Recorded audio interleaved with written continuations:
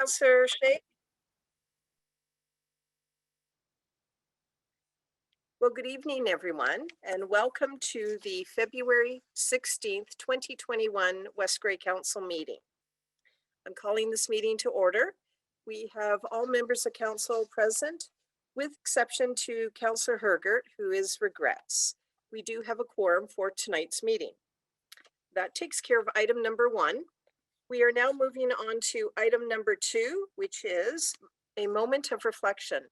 So for members of council and those listening in, please take a quiet moment.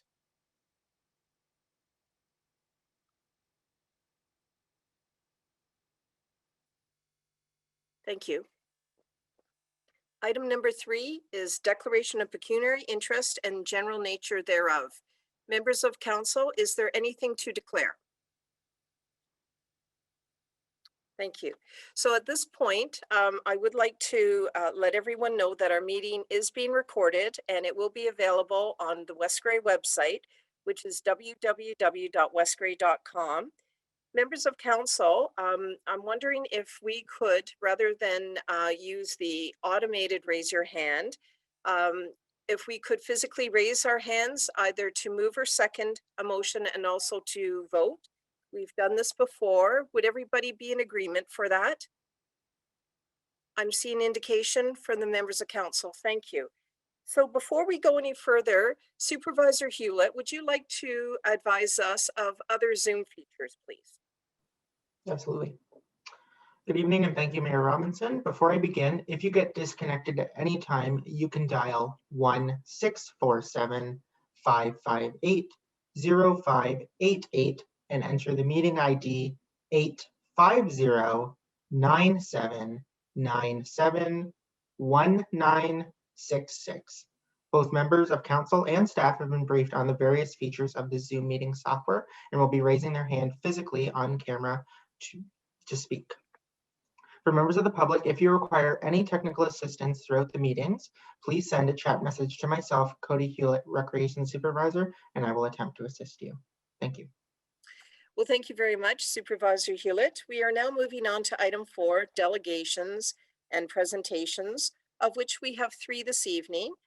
Welcome to all the individuals that will be speaking as delegations and or presentations. I would just like to remind everybody that you do have 10 minutes to provide your delegation, and members of council may have questions of you, but those questions are seeking clarity based on your presentations.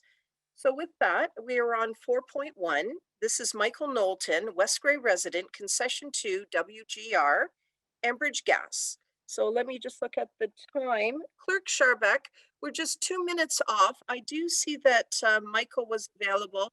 Is there any procedural issue if we're just two minutes in advance of the agenda? To your worship, no, absolutely not. If Mr. Knowlton is available and ready to go. Thank you with that. Hello, Michael Knowlton, welcome. Would you be available to begin your presentation? Absolutely, thank you kindly. Thank you, please go ahead. Well, thank you, Mayor Robinson and all of the councilors. It's really a privilege, frankly, to have a chance to address you tonight. I really come to you today representing all of the residents of Concession 2 WGR, really between Highway 4 and Highway 25.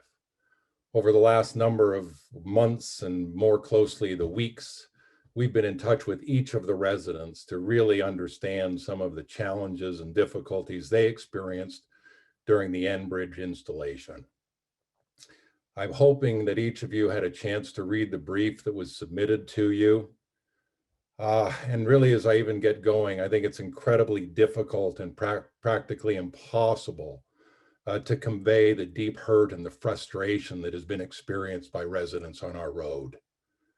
No doubt that some of you have heard about it firsthand, as many of the residents scrambled to figure out how to get help and support in the midst of this devastation. Every resident has a story. Every resident's situation is unique. A lot of them are heartbreaking.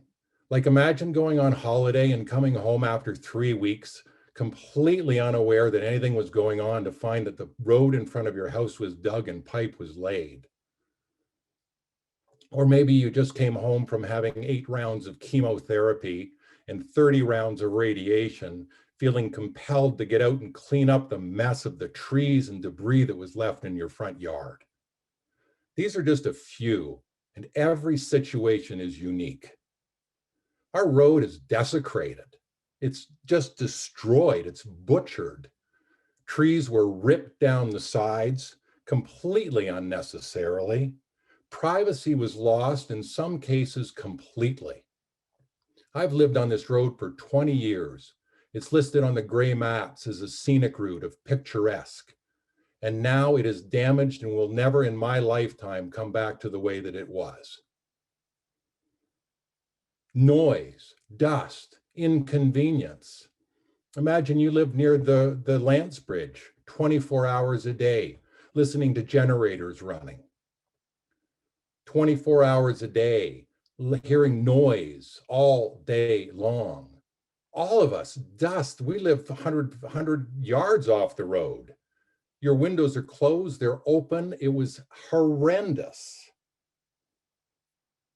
The ditches were dug, 6 feet, some of them, 8 feet, some of them.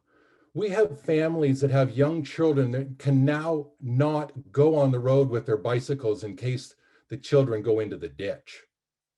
It's unbelievable. Some people don't even want to drive for fear of the road, let alone standing water and ditches. And how about the safety? We couldn't use our road all summer. We couldn't go for walks. Many of us had beautiful grass strips that we prided ourselves in and taking care of that are gone. Property values are diminished. We had a paved road from the 15th concession all the way down to Gray Road 4. It's been dirt and mud. People are driving brand new vehicles. Some are professional salespeople having to wash their vehicles 5 times a week just to keep them clean. Gravel, ruts, mud. How about business losses?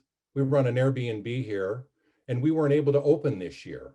Yeah, COVID was a mess. We were allowed to do it. The noise was horrendous. We brought people in from Highway 4 and up this beautiful scenery that no longer exists. Wildlife effects. Ducks and geese and heron and muskrats and turtles that live down the river. 100-year-old cedars just taken away. And so for what? What's the benefit? We spoke to Enbridge probably a dozen times. They showed up, they were cordial, they were kind, they'd go searching for answers.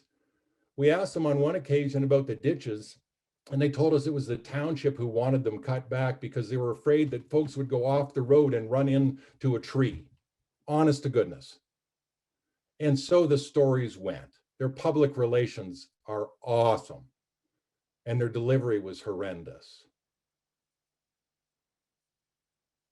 The business losses that we suffered personally were tens of thousands of dollars. And so here we are as residents, taxpayers of this concession, who are absolutely up against it. We don't know what to do. We're now at a spot where the Lance Bridge has been closed. Residents aren't even allowed to walk across the bridge. One resident nearby has 5 young children. She can't hardly get out. You have a large machine parked on the bridge to be able to place barriers, but pedestrians can't walk across the bridge. And so now what's going to happen? The consensus is clear. We don't want a double lane bridge down there. There's an S-bend that's remarkably dangerous. We can't even feel comfortable walking on our roads anymore. And so we're really at a loss to understand how to move forward at this stage, and we're looking for your support. We've put forward a number of recommendations and a number of corrections, if you will. We're aware of the franchise agreement that was written and the clause that's very clear about restoration and how it is the municipality's responsibility to hold Enbridge accountable. Some of your staff were terrific. Your road superintendent, sure, they came out. And many, many other times we got nowhere. People scrambled for answers. And I'm sure you have a long list because many of the residents of this street have sent me the letters that were sent to your council. So how do we move forward and get restoration and get some, you know, some community and some feeling back here? We've been left hanged to dry as far as we're concerned as residents. The communication has been poor. We need some contact. We'd like to suggest a committee be set up to deal with our unique needs. There is a long list of items that was listed that we feel is responsible and fair, including a tax credit that we think is absolutely entitled as residents of this city and as residents of this township. I've been here for 20 years. One young family moved in, they bought their home, they even had no idea the pipeline was going in. Now all their privacy is gone. Imagine the feeling that that would leave you with. And so our recommendation and our interest going forward is to establish a communication link with either a committee or an individual. And we'd like to go house by house and understand how each individual is going to be taken care of for some of the challenges that they face. You had privacy in your house for 20 years and now the road is right in your face. We also would like to suggest that West Grey stops this ripping of trees in all of the other regions of our county.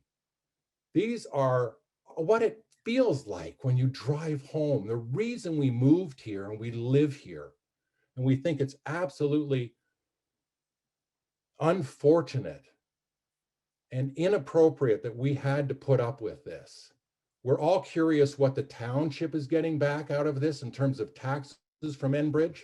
And we feel that it is both Enbridge's responsibility, it is Enbridge's responsibility to be able to take care of the residents of this street, knowing we will never recover from where we were. And with that, I say thank you for indulging me in this difficult and challenging conversation. My heart is racing, and I am only expressing a portion of the frustration, anxiety, and tears that our family and many other families on this road experienced. Thank you. Well, thank you, Michael Knowlton. I'm just very pleased that you came before council. I know you're representing a number of area residents, and I very much appreciate you articulating the concern, not only for yourself, but other area residents. I do know that our Director of Infrastructure and Public Works is taking notes on your questions and concerns, and a report will be brought forward. I don't have a date at this time, but I can tell you that we do have your submission from the area residents as well, with those recommendations contained therein. So that's what I could tell you at this point. And I know that was a difficult delegation, but I do appreciate that you came before council. So with that, members of council, are there any questions of clarity for Michael Knowlton? Just put on my glasses. Okay. Councillor Townsend, please. Thank you, Madam Mayor. I'd also like to thank Michael. I do live on concession to south of Highway 4. And so I have been up there to check things out. I do see how it's degraded, et cetera. And I do like your report. The other question is for yourself, Madam Mayor, and that is, what will the report actually contain? And sort of what's its direction, if you will, that will leave Michael with an impression of what he can expect to see out of that.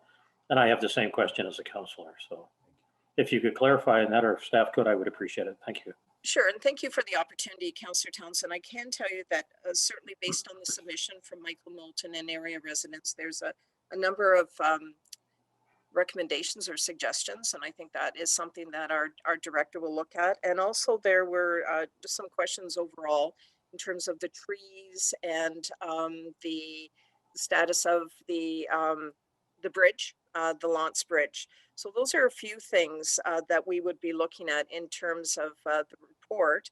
I would suggest that through our clerk, Michael, I wonder if you could be one of the contacts, and I want to make sure that the area residents are aware when this item will come forward again. And I'm wondering if you would be so kind as to be one of those contacts.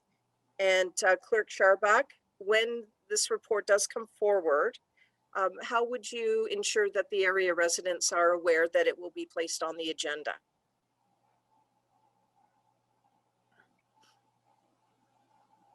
Thank you, through you, Your Worship. The agendas are, of course, published on our website for about a week prior to the meeting. However, if Mr. Knowlton, it's okay with you, we could certainly send you an email to let you know that have a look at the website. It's on the next upcoming agenda, whichever date that might be, and perhaps you could share that with the folks you represent. Would that work for you?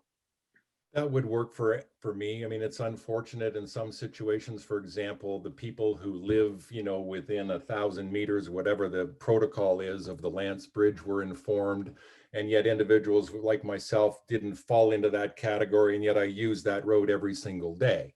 And so, yes, I'd be happy to represent that. I'm working hard to collect all of the emails so that I don't have to be the postman on a regular basis, which I have been and happy to be, frankly. So yes, thank you for that suggestion. And, I just would really encourage a fast response. All right, well, thank you very much. I very much appreciate that. All right, so Councillor Hamilton, please. Thank you, Mayor Robinson, and thank you, Mr. Knowlton, for your delegation today and the thoroughness and the thoughtfulness you put into your report and engaging everyone on your road. It's very much appreciated. So just a further clarifying question about the upcoming report, Mayor Robinson. Could we get a sense from staff about approximately when we can expect this report? And I have one more question. Thank you. Oh, you're welcome. Let me see. All right, I'll go with Director Sherwinski. Do you have a time frame and that you can provide to us?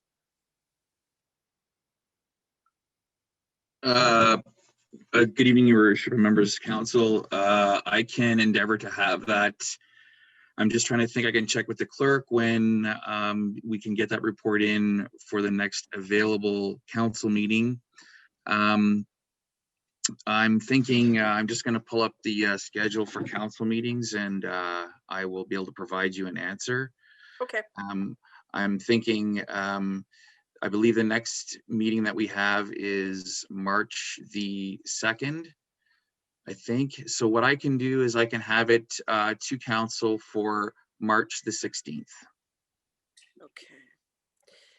All right. Would that be acceptable? Yes, and I'm also going to just go back to Clerk Scharbach with our e-scribe and everything. Does the time frame work as posed as our director has posed that it would be for that particular date? Is that the time frame that would actually work within our system? Your Worship, yes, it would. Okay, I just want to make sure that everything is clear on that. All right, well, thank you for that, Director Sherwinski. Councillor Hamilton, you indicated another question. Yes, thank you, Mayor Robinson. So if I understand correctly, the report will speak to the many points that are in the letter, the concerns, and also proposed solutions. Could the report also please include any agreements that we have with Enbridge?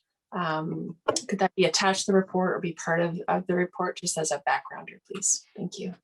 Yes, and yes, it can, and you're most welcome. All right, members of council, Councillor Townsend. Yeah, sorry, I just want to clarify, will Enbridge have an opportunity to contribute so that we can walk in with some solutions from them as well, not just from West Grey, because it would be a real shame to do a report and one of the taglines is to go to Enbridge and then take another month to deal with Enbridge. So if we could include them in the first review, then it speeds up and meets more of Michael's and the rest of the residents' expectation. Would that be acceptable to you, Michael? Absolutely. Thank you. And thank you for that, Councillor Townsend. Very much appreciated and noted. All right. I'm not seeing any other member of council wishing to speak. So again, Michael, thank you very much.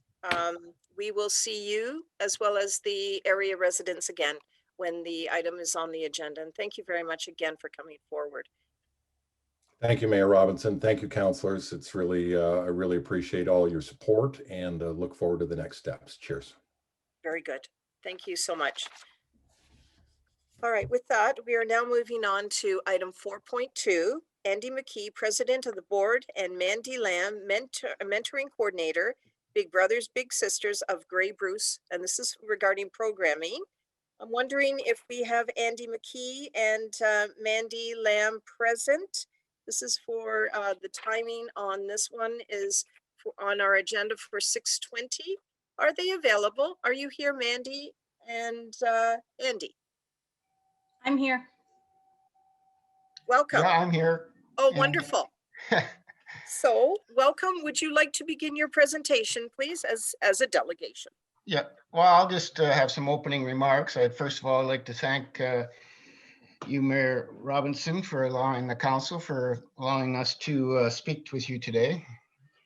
I've been involved with Big Brothers Big Sisters here for going on to 30 years. So, but we used to be just Big Brothers of Owen Sound, and we were Big Brothers Big Sisters of Owen Sound, and just recently we've now become Big Brothers Big Sisters of Grey Bruce.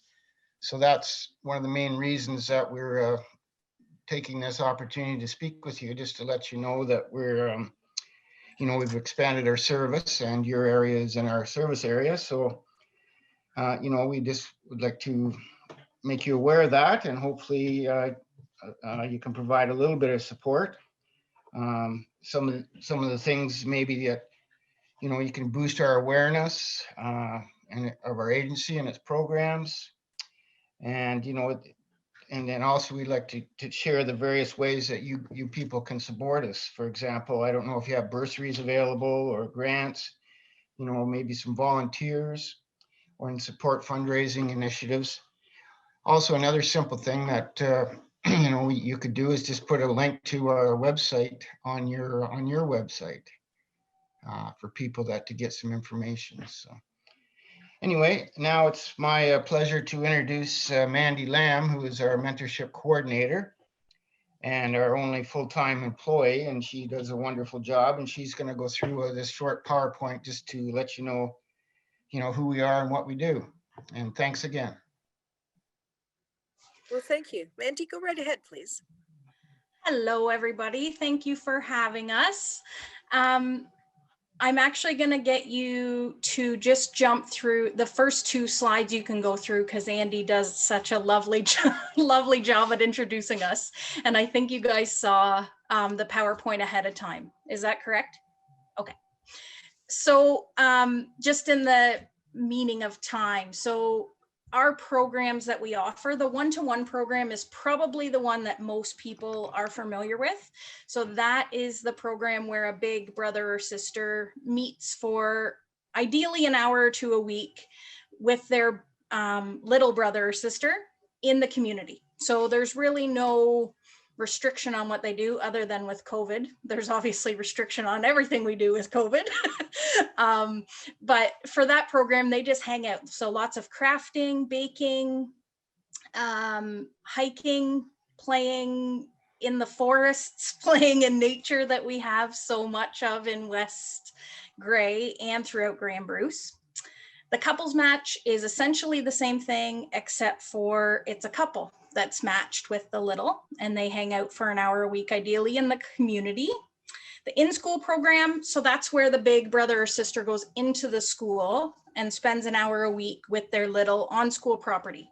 So playing in the gym, going outside to the playground, doing crafts, again, lots of crafting in the in-school program. Again, with COVID, we haven't been able to be in the schools this year, but hopefully we can return to that soon in some capacity, even if it's a virtual programming that we do. And then the Big Bunch program is where we plan an event or an activity once a month, and we bring our matched bigs and littles as well as anyone on our wait list. And we do something fun together, winter sports days. We've done a sports day in the summer. We did a camp day at Chesley Lake. So we try to be as creative as we can and build partnerships with people and get our bigs and littles out into the communities that we serve. Next slide, please. Regardless of the program, we are always doing the same thing. So we're matching a big and a little and watching a relationship grow between them, a friendship. We are empowering the littles, they're growing, we're kind of matching them at a time when there's lots of changes going on in their lives. So having an adult that cares about them, someone they can hang out with, someone they can talk to, somebody else that's not their parent or their guardian. Maybe we all have our things we don't want to talk to mom and dad about or grandma and grandpa about. So that's where a big can come in. They're there as an extra person, an extra caring voice in the youth's life. Next slide, please. So our littles are between 6 and 16 years old.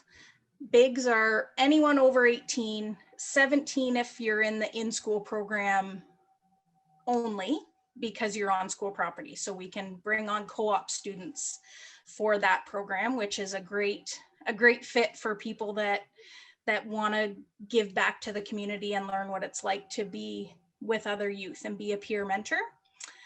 And then, as Andy said, we're serving most of Grey and Bruce counties now. Locally in West Grey, we have one match that's matched in your community, a big and little, and then there's 2 littles on the waiting list. So 2 that are waiting for a big brother or sister that they can be matched with. Next slide.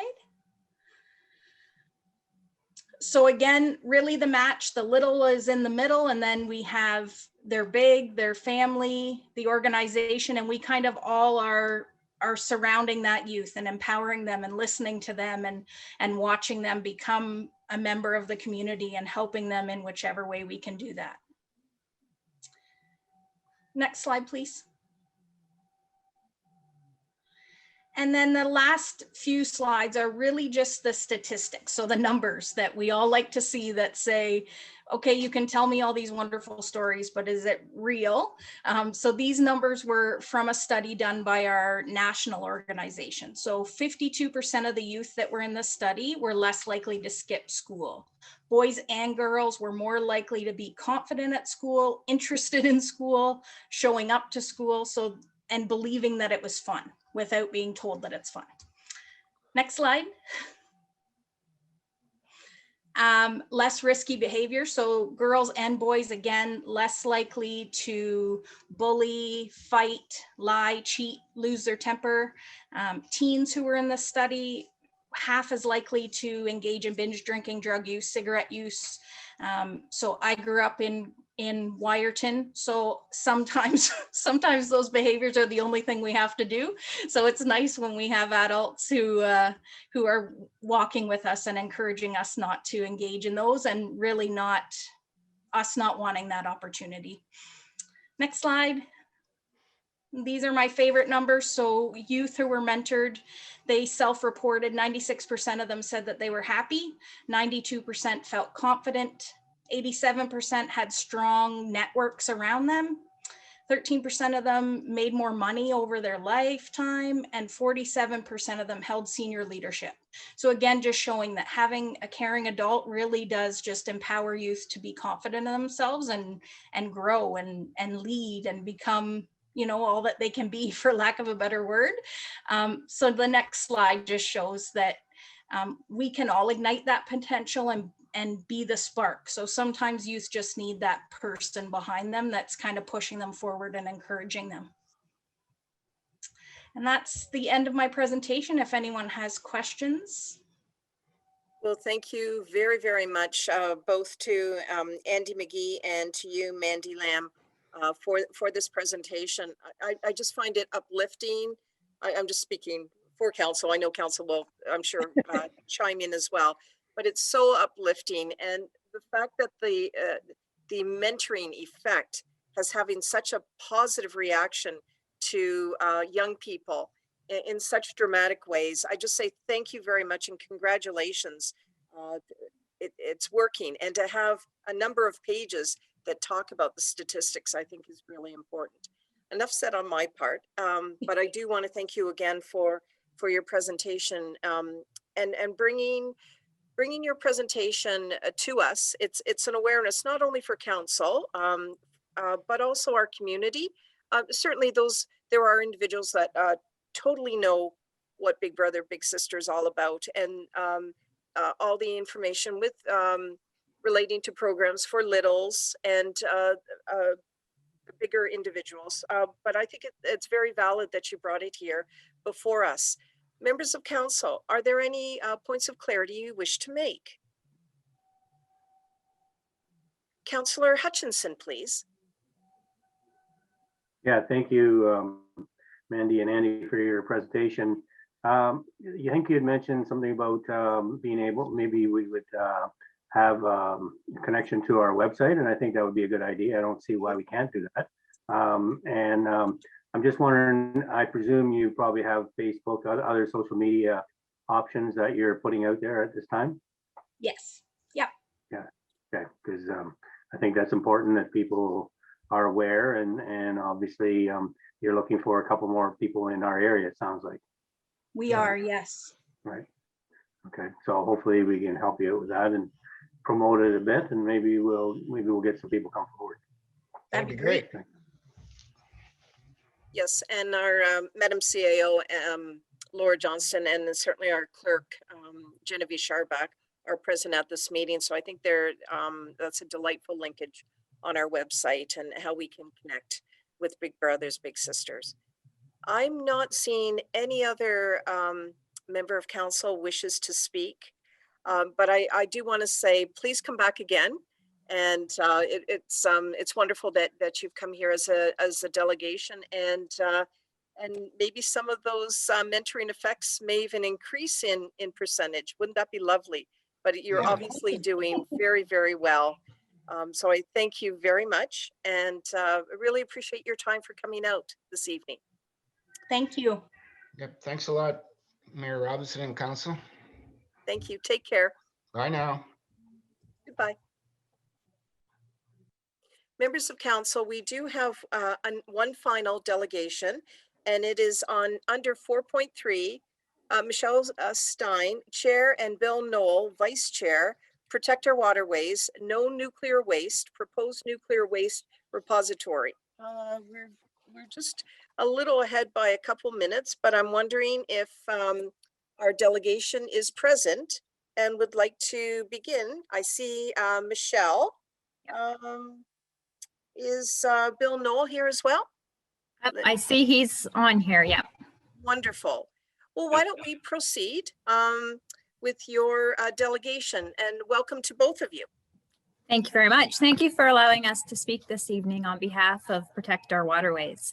I'm sure you've noticed the yellow no nuke dump signs around our county. Over 50 years ago, the nuclear industry told the government to let them start producing nuclear power and they'd have a solution for the waste within 5 years, but they didn't. Now they have a problem. It's safe where it is right now, but politically it's no longer acceptable. And the government and the public are demanding a solution before they grant the nuclear industry permission to expand. There's a lot of money on the line, so the industry set up the Nuclear Waste Management Organization, which is funded and directed by the nuclear industry. The best idea they've come up with is to take this highly radioactive waste that is dangerous for over 100,000 years and bury it under prime farmland in the Municipality of South Bruce. Next slide, please. And how was this site selected? Well, South Bruce was one of the municipalities who offered to learn more in exchange for money, lots of money. A lot of money is spent on promoting the project, but there's also a lot of donations to local organizations and community projects. And the specific site in South Bruce, well, that was decided because that's where they found property owners willing to sell them land. The proposed site has the Teeswater River running through it, wetlands as part of the edge of the Greenock Swamp, springtime floodplains, and the town of Teeswater is close enough to see with its elementary schools and the Teeswater Gay Lee plant. The plan to bury this high-level nuclear waste is an experiment. There's no operating DGR in the world for high-level nuclear waste. Finland is the closest, as they almost have one built, but they do not have licensing approval yet to place any waste in it. Next slide, please. The only DGR in the world, according to the Canadian Nuclear Safety Commission, is the WIPP in New Mexico. This is for low and intermediate level waste. It's in the middle of the desert, and it's 35 kilometers away from the nearest town. The only thing we can learn from this project is that accidents happen and you can't predict human error. In 2014, the WIPP became radioactively contaminated by the explosion of an underground drum of nuclear waste due to human error. At a January 2020 workshop and a March CLC meeting, 2 different NWMO employees explained this as a success because the radiation was contained below ground. But the truth is, according to the US official accident report, 21 workers above ground were exposed to radiation. This is a mistake that took 3 years and $500 million to clean up. Germany has 2 underground sites that have failed, and they're trying to figure out how to clean up those radioactive messes. Chalk River and Port Hope are Canadian examples of how expensive and how long it takes to fix radioactive mistakes. The NWMO's plan is to build a deep underground mine that they claim is modeled after natural uranium deposits, so the radioactivity can safely decay away. They point to Cigar Lake as an example, where the radiation of those uranium deposits is not detected above ground. This sounds good until we ask the scientists to compare the uranium deposit danger to the danger of the used fuel bundles. Dr. Peter Keach's answer at the CLC meeting was, it's the natural uranium we're talking about. So this is the fuel, like the fuel pellet before it goes into the reactor, much less radioactive. This is what the repository will be after the million years. This is just one example of how the NWMO only tells part of the story and does not talk about the real risk of the highly radioactive waste. Next slide, please. The first part of this project is to build a deep 1,500-acre underground mine that goes through the aquifer and under our farmland with the Teeswater River flowing above it. A river that's a tributary of Lake Huron and could affect 40 million people who get their drinking water from the Great Lakes. They claim the undisturbed rock means that the water deep down does not move. But once they start blasting, drilling, and digging, it is no longer undisturbed. They're going through the aquifers, which is a threat to our groundwater and supplies the drinking water for the communities of Teeswater, Formosa, and of course, Mildmay's tourist attraction, the famous Artesian Well. They are estimating that the excavated rock will be a pile 15 meters high and take up 63 acres of land. This rock pile will include chemicals and contaminants from the blasting and digging process, which pose surface water contamination issues. The rock pile will have naturally occurring radon gas, which Health Canada warns is the leading cause of lung cancer after smoking. But the NWMO tells us it'll be safe levels. Next, they'll be transporting all of Canada's radioactive nuclear waste to this site. Currently, there's around 5 loads per year. An operating DGR would increase that to 1 or 2 shipments per day. These radioactive loads will be transported through surrounding communities and past the neighbors every day. But the NWMO tells us the radiation emissions from these loads will be safe. At the site, they'll be building a repackaging plant as part of the mine. This is where they'll move the used fuel bundles into the new containers. The repackaging plant includes settling ponds, which can allow for more surface water contamination. According to the 2016 environmental report, this process will also include radiation being released. But the NWMO tells us the radiation released into the environment will be safe levels. Next slide, please.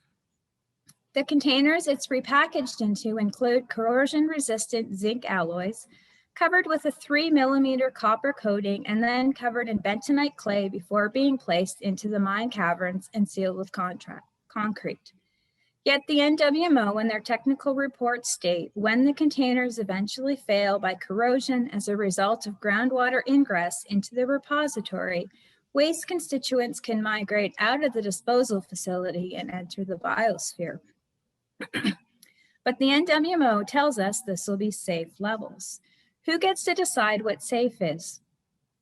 In their February 2020 report to Canada, The International Atomic Energy Agency recommended that the Canadian Nuclear Safety Commission improve their radiation safety standards as they were lagging behind international standards. And how many safe levels can you be exposed to before it's not safe? Next slide, please. And what does this mean for agriculture? Will consumers want to purchase products produced next to a nuclear dump? As beef and dairy sheep farmers, people want to buy freezer beef raised on or beside an underground radioactive mine. We've already been informed by one of our butchers that we sell lamb to in Toronto that he will no longer purchase our lamb. I've asked the company that processes our sheep milk if this will matter. And for months, their response has been, we need more time to look into it. This tells me they're not willing to promise they will continue to accept my milk. Last February, when I talked with David Chapman of Chapman's Ice Cream, he was very concerned about the stigma that would be caused by a nuclear dump.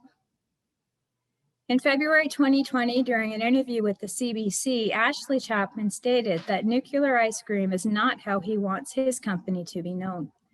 In Fukushima, the farmers are still struggling to convince consumers to choose their products.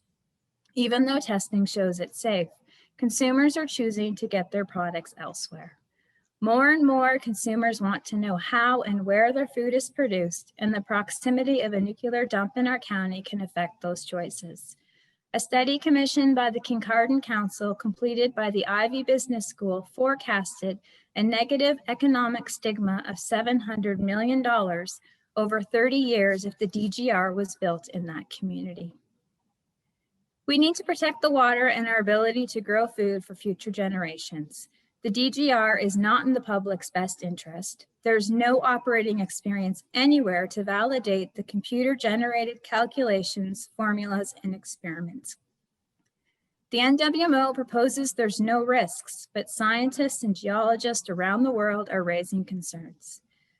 The building of a DGR does not remove the risk from the lakeshore. Once the rods are removed from the reactors, they must be placed in cooling pools and above ground storage for at least 30 years before they're cool enough to move to a DGR.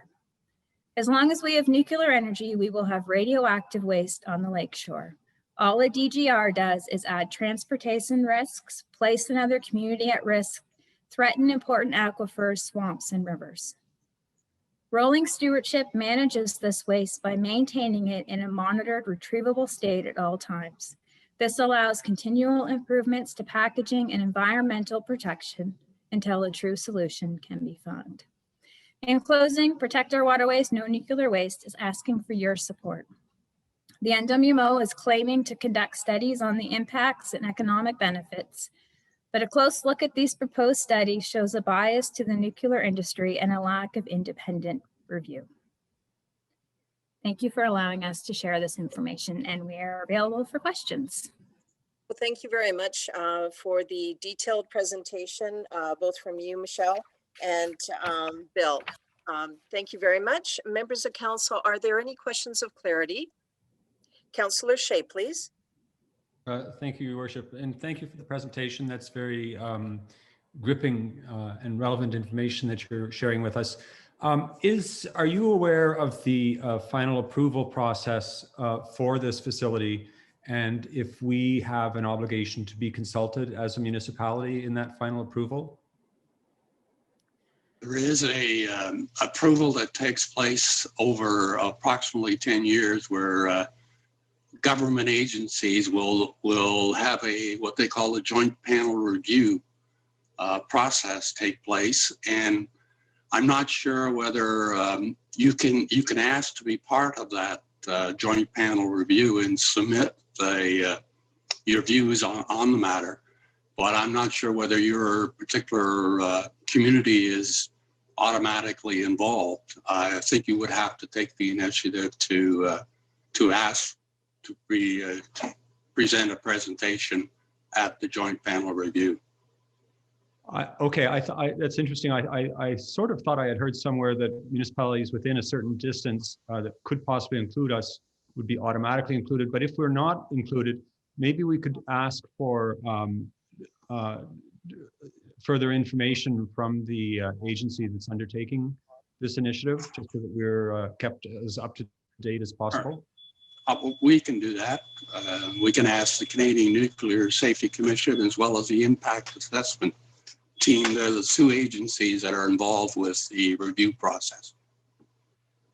Okay, well, I'd like to be kept as informed as possible about the developments in this initiative. Will do. Just because you make it sound so important and something that needs to be considered as fully and thoroughly as possible. So thank you for your presentation today. Thank you for allowing us to share. I see Councillor Townsend, please. Thank you very much, and great presentation. I'm not sure which one of you answered, but at some point I thought I had read that this was not just going to be for Canadian waste. It could at some point even go beyond that. Have you heard anything of that sort, or is that just a rumor? If you read the information, they say that it's only Canadian waste because they're not allowed to move waste between countries. But just, I think last month, Chalk River sent some nuclear waste down into the States. So if we can send waste down into the States, I'm not sure if that means that the States can start sending waste here. If you read the NWMO information, they say that's not happening, but it's also called an adaptive phased management plan, and it has adapted over the years, and I guess adaptive is the key word. So it's not a definitive that they will bring waste here, but from the United States or any other country. But the fact is that it's when a project of this nature gets established, then other countries will want to be engaged or find a way of getting rid of their waste. So I'm sure that although it's not definite, it'll certainly come up as the project gets established. Thank you. A second question, if you don't mind, Madam Mayor. Certainly. I did attend a tour of Bruce Power, and I did receive a presentation on the DGR.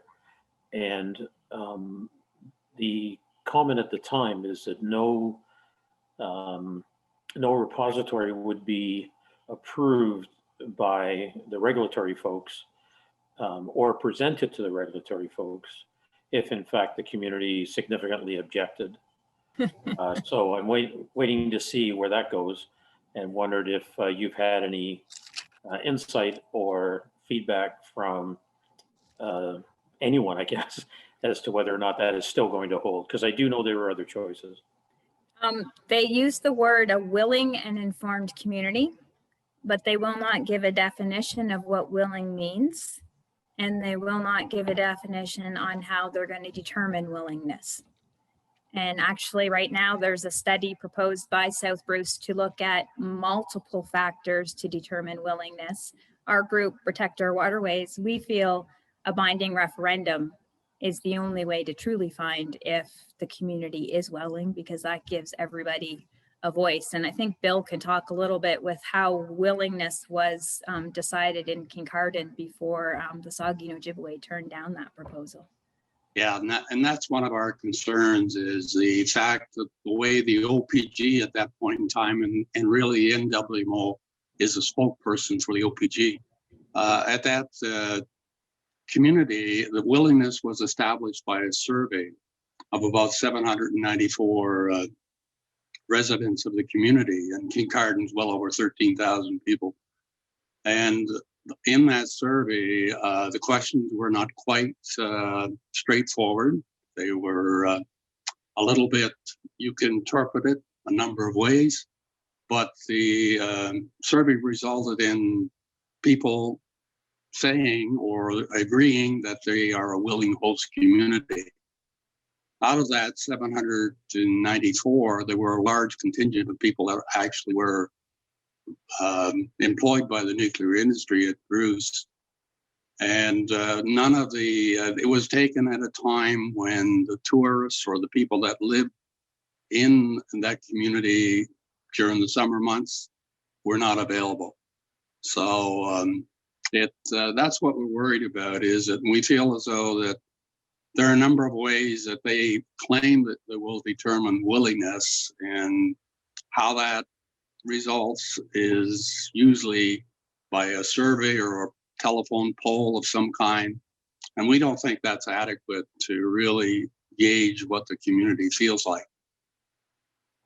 Councillor Townsend, anything further? No, I've had my questions answered. Thank you very much. And thank you for the responses. Members of council, any additional questions? Councillor Hutchinson? Yeah, Councillor Hutchison, thank you for your presentation, Bill and Michelle. So yeah, it is true that that's the big negative when it comes to nuclear power is the waste. And I do agree that the referendum is maybe the way to go in terms of getting a feel for what the community really wants. But given that we have nuclear waste and we have radioactive waste, what if it doesn't happen to be stored there? I know the other alternative is to ship it to the north. Is it St. Ignace into the north at the next site that they're looking at? So that's the alternative, shipping it in the Great Lakes. I'm not sure if that's any safer, but given that, what do you suggest happens with the nuclear waste, given that we have to do something with it, and given that that's where we're at right now in terms of energy production? We are Go believing, ahead, Bill. yes, we think they should be stored above ground for the next couple of decades at least. Both the OPG and the NWMO say it's safely stored there now. We think they should look at more hardened containers for the waste at these sites. The other thing is that we believe there should be more money invested by the nuclear industry in determining how they can neutralize and shorten the half-life of the material itself. That is one of the big concerns. We don't think they're doing a lot in that area. In fact, we know they're not doing a lot in that area. They're spending an awful lot of money and trying to prove that the DGR is the answer. And bottom line is we're not sure it is. So we would like them to look at other alternatives, do some additional studies relative to hardening the existing containers, perhaps glass as opposed to concrete, and make it stored there above ground. The other worry that we have is that if there ever is a problem below ground, it'll get contaminated down in that cavity, and it'll be much more difficult to retrieve it, and it's much more difficult to fix the problem. Whereas if you store it above ground, you've got a much better chance of identifying a problem quicker and getting reaction to fix the problem in a much shorter period of time. But that's kind of where we are. That's what we call the rolling stewardship approach, is that you will continue to store it until you find a better solution. Right. And right. So keeping it on there, each facility keeping it on site rather than moving it from one site to another is sort of what you're looking at.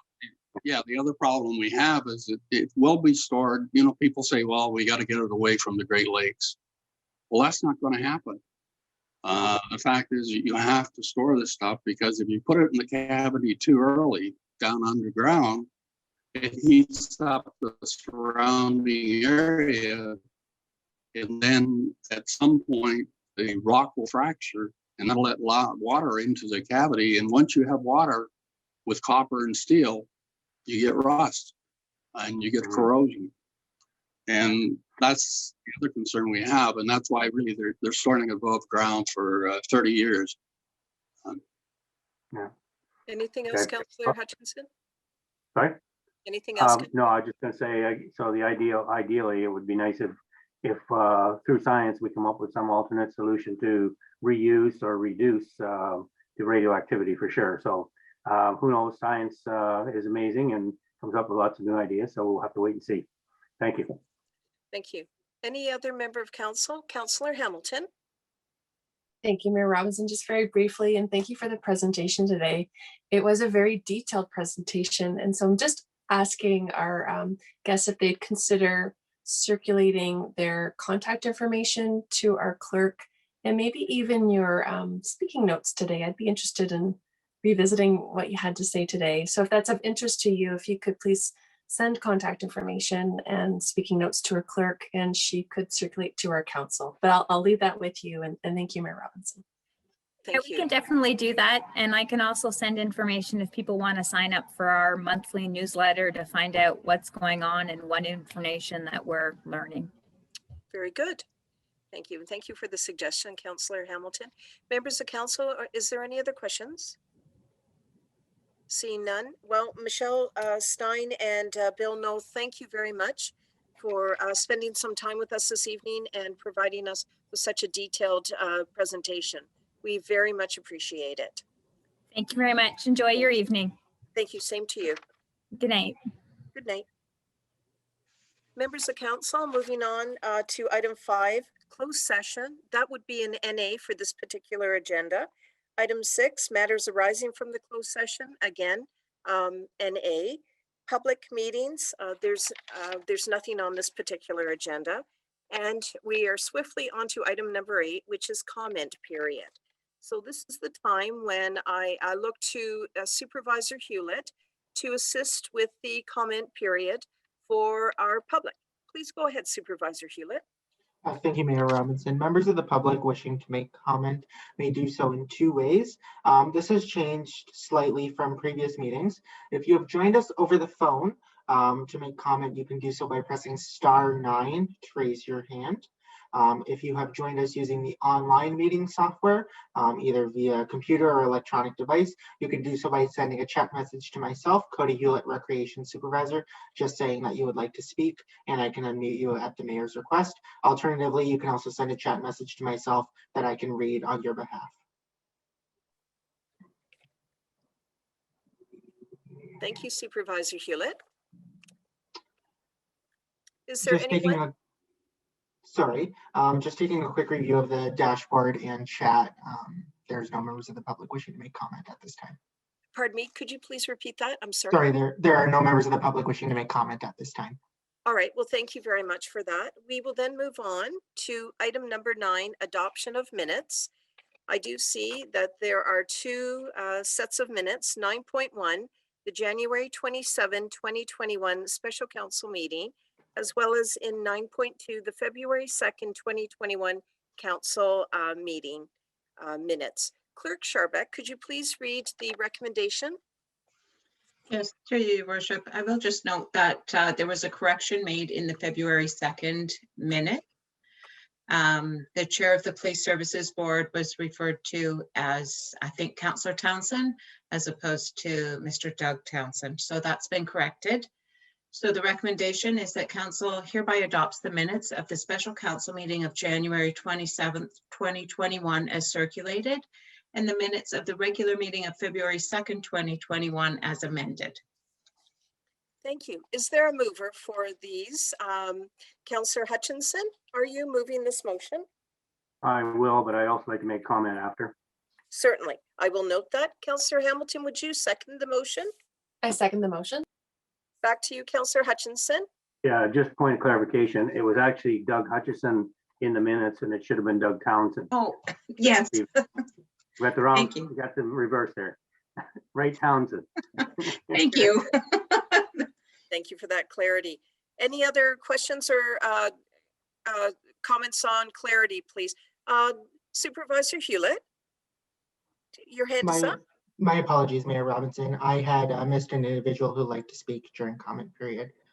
When time permits, if we could go back. Thank you very much. What I'll do is we will just finish off with the this vote, and then we could go back. Thank you very much. So members of council, are there any questions or comments with regard to the motion? Seeing none, all those in favor, please raise your hand. 6 members of council have voted in favor of this motion. The motion is carried. Thank you. So before we go on to item number 10, as Supervisor Hewlett has identified, there is one individual that would like to speak to comment period. Members of council, I'm just going to move back to that item for a short period of time. Thank you very much. Supervisor Hewlett, could you please introduce the individual? Thank you, Mayor Robinson, and my apologies for that error. It is Marg Crowder. She is on the line and she is unmuted. So if you could just state your name and your comment for the record. Okay, it's Marg Crowder, and I was leaving most of speaking to Michael, and I have to thank him for his presentation. But there is a very large group of very discontented ratepayers, and I guess my big concern was after you asking the Director of Public Works when he could report. That's over a month from now, and that is too long before there is some action taken. We were promised and we were told last summer that there would be an environmental assessment on the bridge. So I guess one of my questions is, has that environmental assessment been started?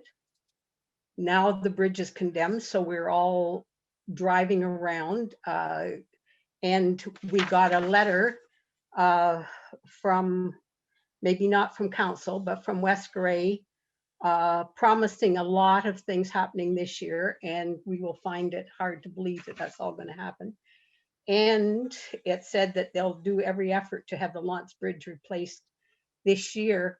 So I would hope that there is some other process that council can see that that environmental assessment is started, in progress.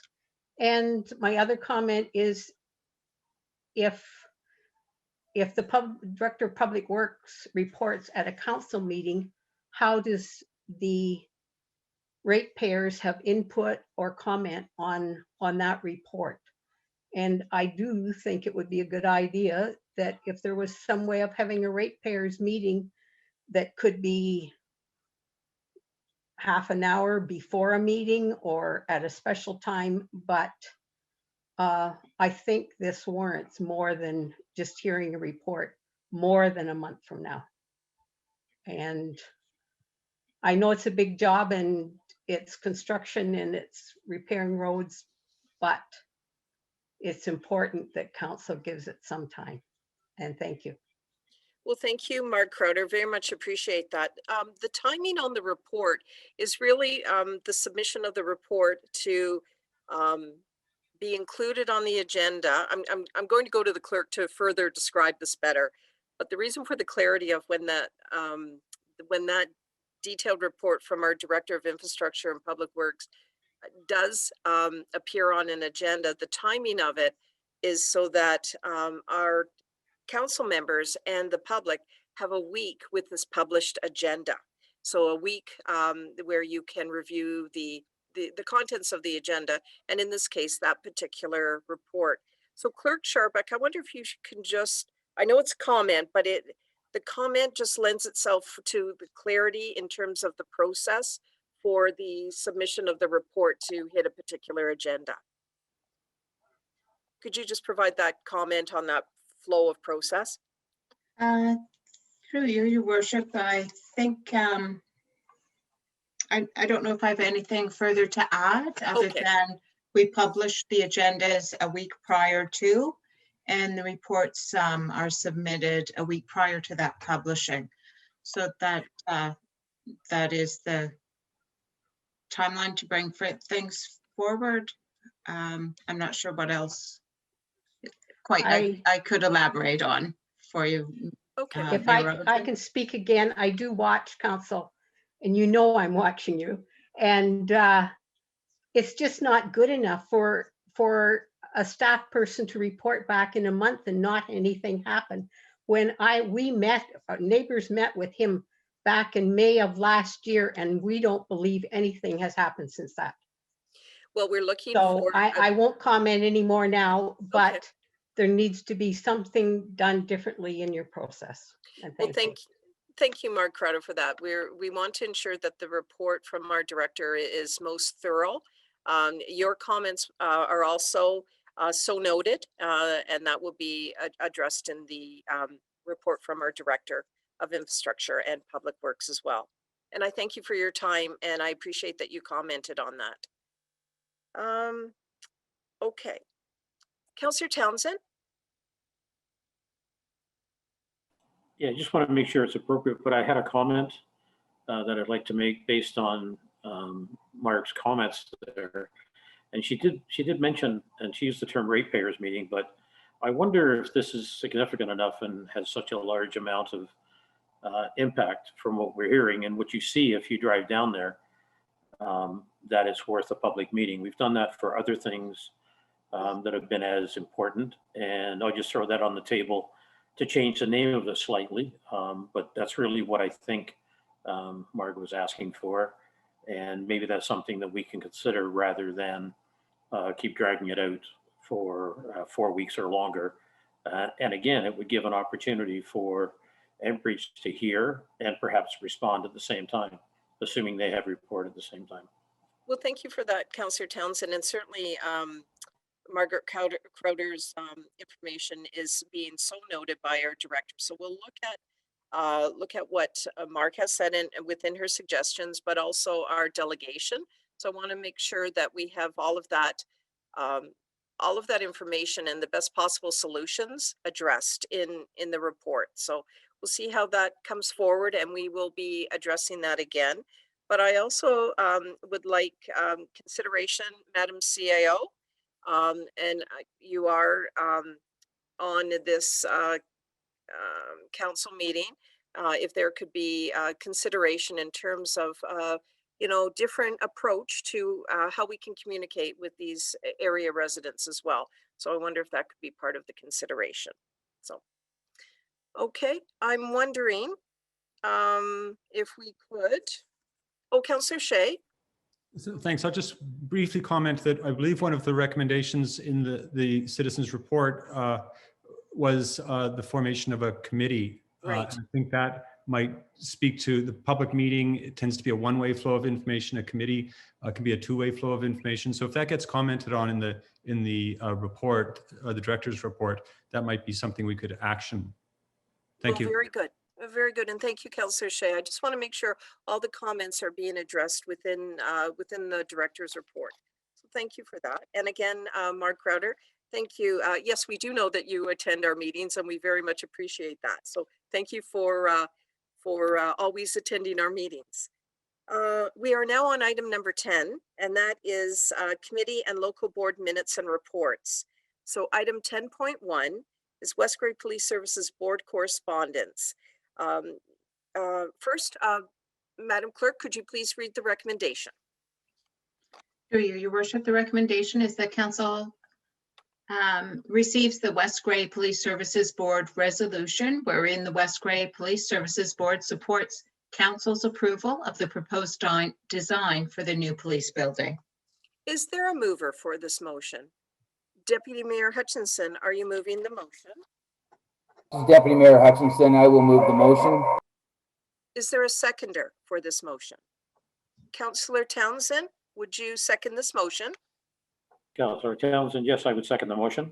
Thank you. You'll recall, members of council, that you did request the West Grey Police Services Board provide a letter of support. So that was addressed at the last meeting. I believe it was February 1st, if I'm not mistaken. It was put on the agenda for consideration, and you have the letter within your agenda package this evening. Are there any questions, members of council? Seeing none, all those in favor, please indicate with a raised hand. Six members of council voted in favor of this motion. The motion is carried. Moving on to item 11, which is miscellaneous correspondence.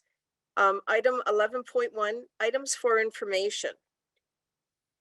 There are 5 items of information, members of council.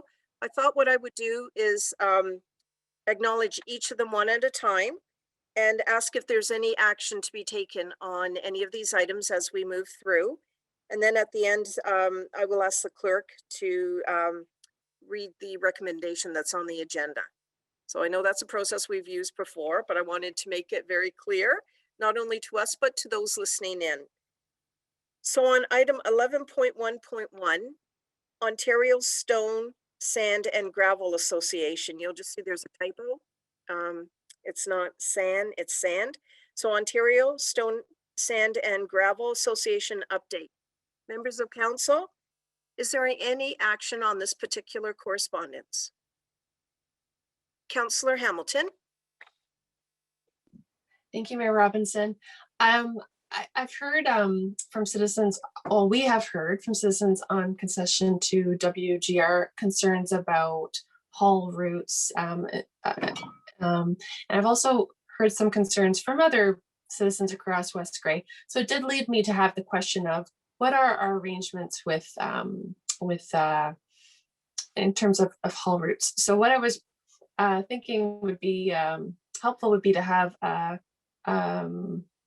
conversation with our public works director. So perhaps that looks like a report that could just give council a general picture of how West Grey interacts with our quarries and pits and established haul routes. So I would be asking for, I would move for a report from staff about haul routes in West Grey. Thank you for that. Is there a seconder for this motion? Councillor Townsend? Are you seconding the motion? Yes, I'd like to second the motion, but I wonder if the mover would be agreeable to also including the financial aspects. What do we receive? What does it cost us? Things of that nature. I had those questions I was going to ask as well. So that way, at least we're covering not just the roads, but also how it affects us financially, and then to ensure that it does in fact go to roads, whatever revenue we get. So if you're acceptable to that, Councillor Hamilton, I would definitely second it, or I'll put an amendment through if necessary. But all right. Well, Councillor Hamilton, would you be agreeable to that? Absolutely, and thank you for that suggestion. Very good. Okay, so as we'll give the clerk a moment as she is writing out the motion. I do see Councillor Hutchinson's hand is up. Yeah, and further to that, we did have a query from a resident about a potential gravel pit in an area not too long ago. And I just wondered if we could extend that report to actually map out what potential gravel pits are in West Grey. I know there's lots of them out there that is property that is designated gravel pits, and we run into that all the time in our planning when we find out that, you know, something's potentially near a gravel pit or on a potential gravel pit. So it doesn't hurt to sort of have a look at that again, just to review people, so people know where the potential gravel pits are in West Grey. Councillor Hamilton, are you agreeable to that, or are we looking for an amendment to your motion? I kind of see that it's of a similar vein, but I leave that to you as the mover. Thank you. That we also include aggregate map of current and future possible pits. Aggregate. Yeah, that makes sense. Thank you. Thank you. And as the seconder, Councillor Townsend, are you agreeable? Yes, I am. I'd like to be complete in our reporting, so it's great. Wonderful. Clerk Charbeck, when you have a moment, could you please read the motion? Yes. Through your worship, moved by Councillor Hamilton and seconded by Councillor Townsend, that council hereby directs staff to provide a report on how West Grey interacts with quarries and pits with respect to haul routes in West Grey, and note what are the associated financial impacts, and that the report include an aggregate map of existing gravel pits in West Grey for potential, like where aggregate resources are as well. Councillor Hamilton, does the language sound okay, or existing and future aggregate? I do believe that there is mapping that shows aggregate potential that hasn't been realized yet. So I'm not sure those exact words, Clerk, but that would be the intention.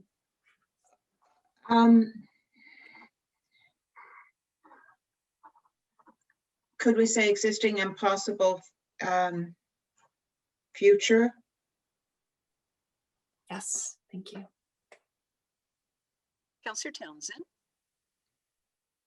I was wondering if it would be appropriate to say known possible sites, because otherwise you could probably do the whole area if you want to get carried away with it. But if they've identified, so therefore it's known, that might be the way to distinguish from just being random everywhere. Okay. So give a moment to the clerk, and then Clerk Sharbeck, if you could please read the motion again. Okay, that through your worship, that council hereby directs staff to provide a report on how West Grey interacts with quarries and pits with respect to haul routes in West Grey, and note the associated financial impacts, and that it include an aggregate map of existing and known possible future gravel pits in West Grey. Councillor Hamilton, is that okay? Yes, Mayor Robinson, and I would just appreciate checking with staff to see that our ask makes sense for them as well, if we may. Thank you. Very good. Councillor Townsend, I just want to go to you second, and then I'll go to staff on it. Are Yes. you fine? Good. Yes, I'm fine with that. Thank you. Director Schwinski, does that language work for you? Yes, through the chair. Yeah, I understand what's being required or requested, sorry. Would I be able to come back to council, say in June with this report? Would that be acceptable?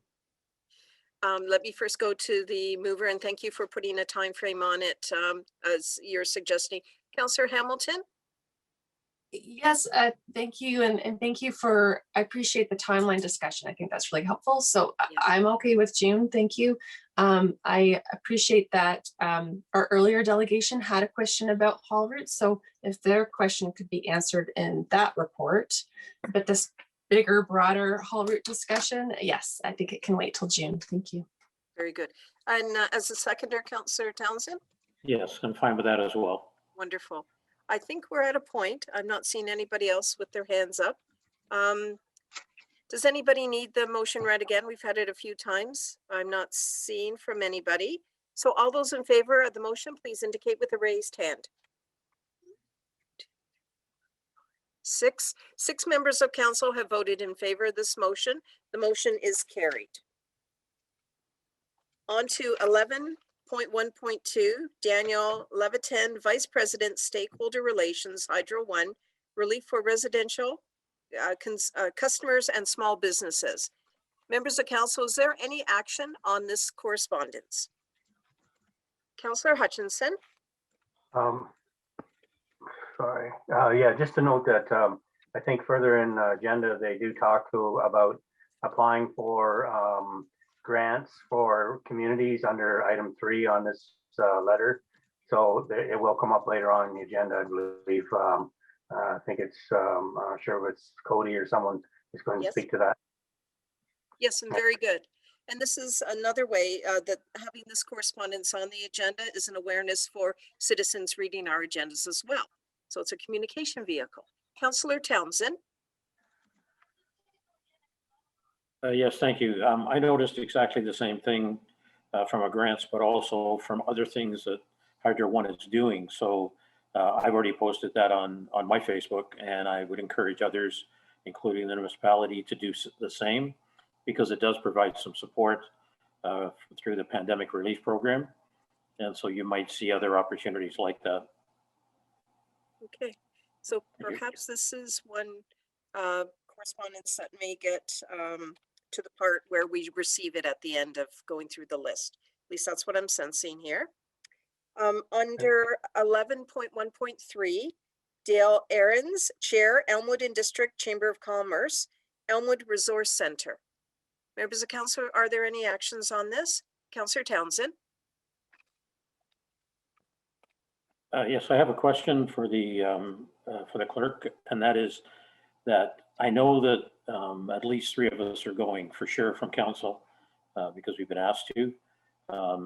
Councillor Hamilton and myself, because we're library board members, and yourself, I believe, has gone as well. There's also, I think, been an interest shown by some other councillors. So I'm wondering about the quorum issue and how that conversation can truly evolve if there's 4 or more counselors at that meeting. Very good. Clerk Sharbuck.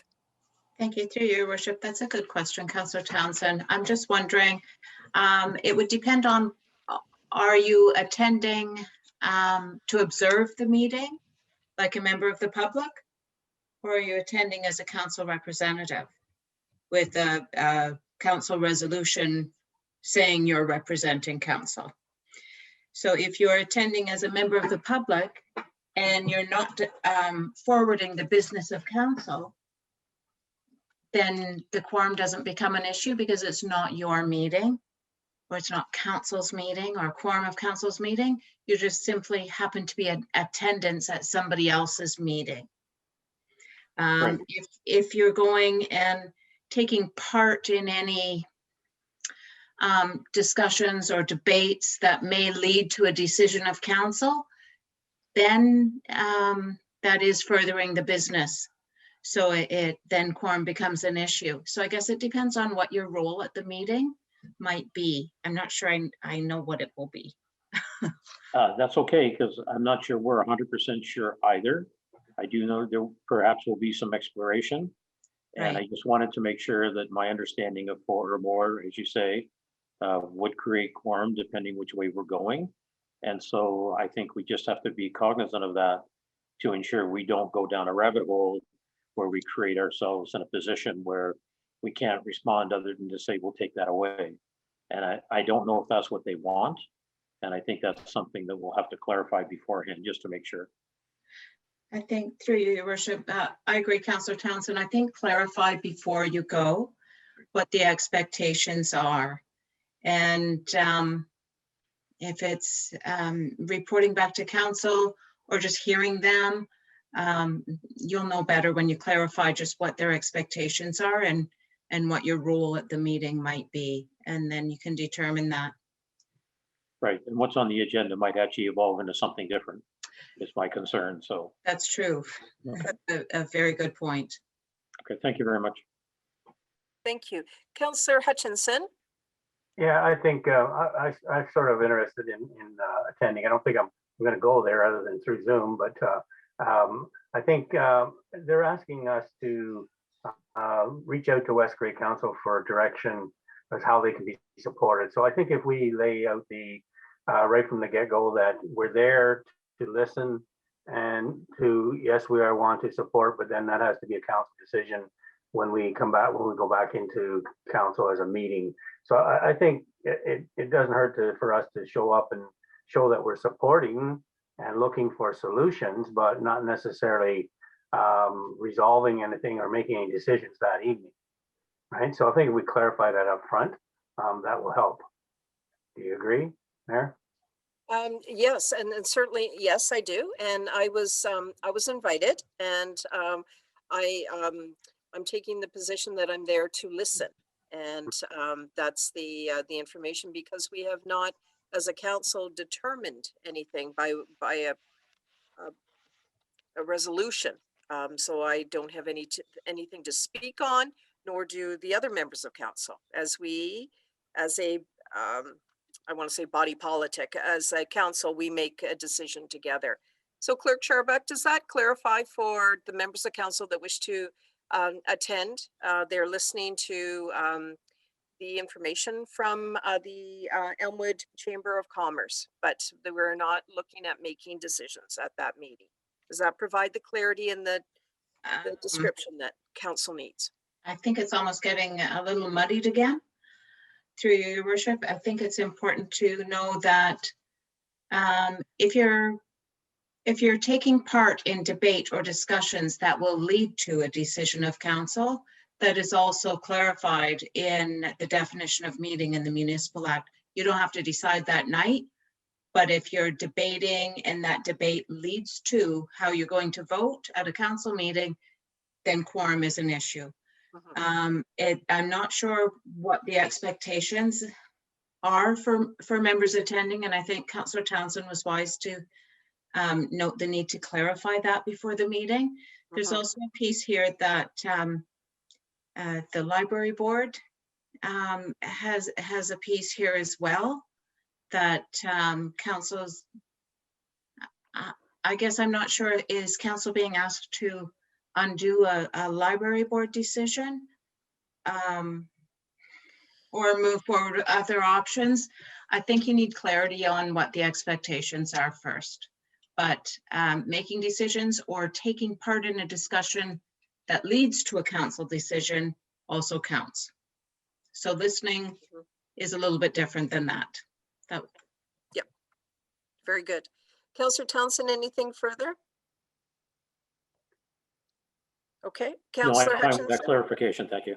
Very good. Councillor Hutchinson. So my only concern is, yes, we're there to listen, but we also, to me, how do we do brainstorming? How do we come up with a solution together when we can't really give any thoughts on our behalf? How do we do that? Well, I'm thinking that they could come to our council. However, Clerk I'll let- Sharpak. I listen to Councillor Hamilton. Oh, but the other thing is, this is just before I go any further, this is a library board decision. The board made, it's the board's decision. Councillor Hamilton, would you, you've got your hand raised. Would you like the mic? Oh, thank you. Just if I may respond to Councillor Hutchinson, I think we would host, by council hosting a meeting or special meeting or a workshop kind of meeting, so that it is within our realm of council. That's how we could discuss as council and have like a community meeting. But I hear what the clerk's saying about us going to a community meeting. That's very different than council hosting a community meeting with the agenda and all the parameters and the checks and balances. So I do hear that is very different. I note too that I think they're also looking, they have some questions that they will have as well. So, and I note that the person, the correspondence from Dale has been in touch with me to suggest that he will be forwarding those questions ahead of time and that there will be an agenda. So I think there'll be some more clarity about the meeting coming. But I wondered, a question for our clerk one more time. If we had less than quorum at this community meeting,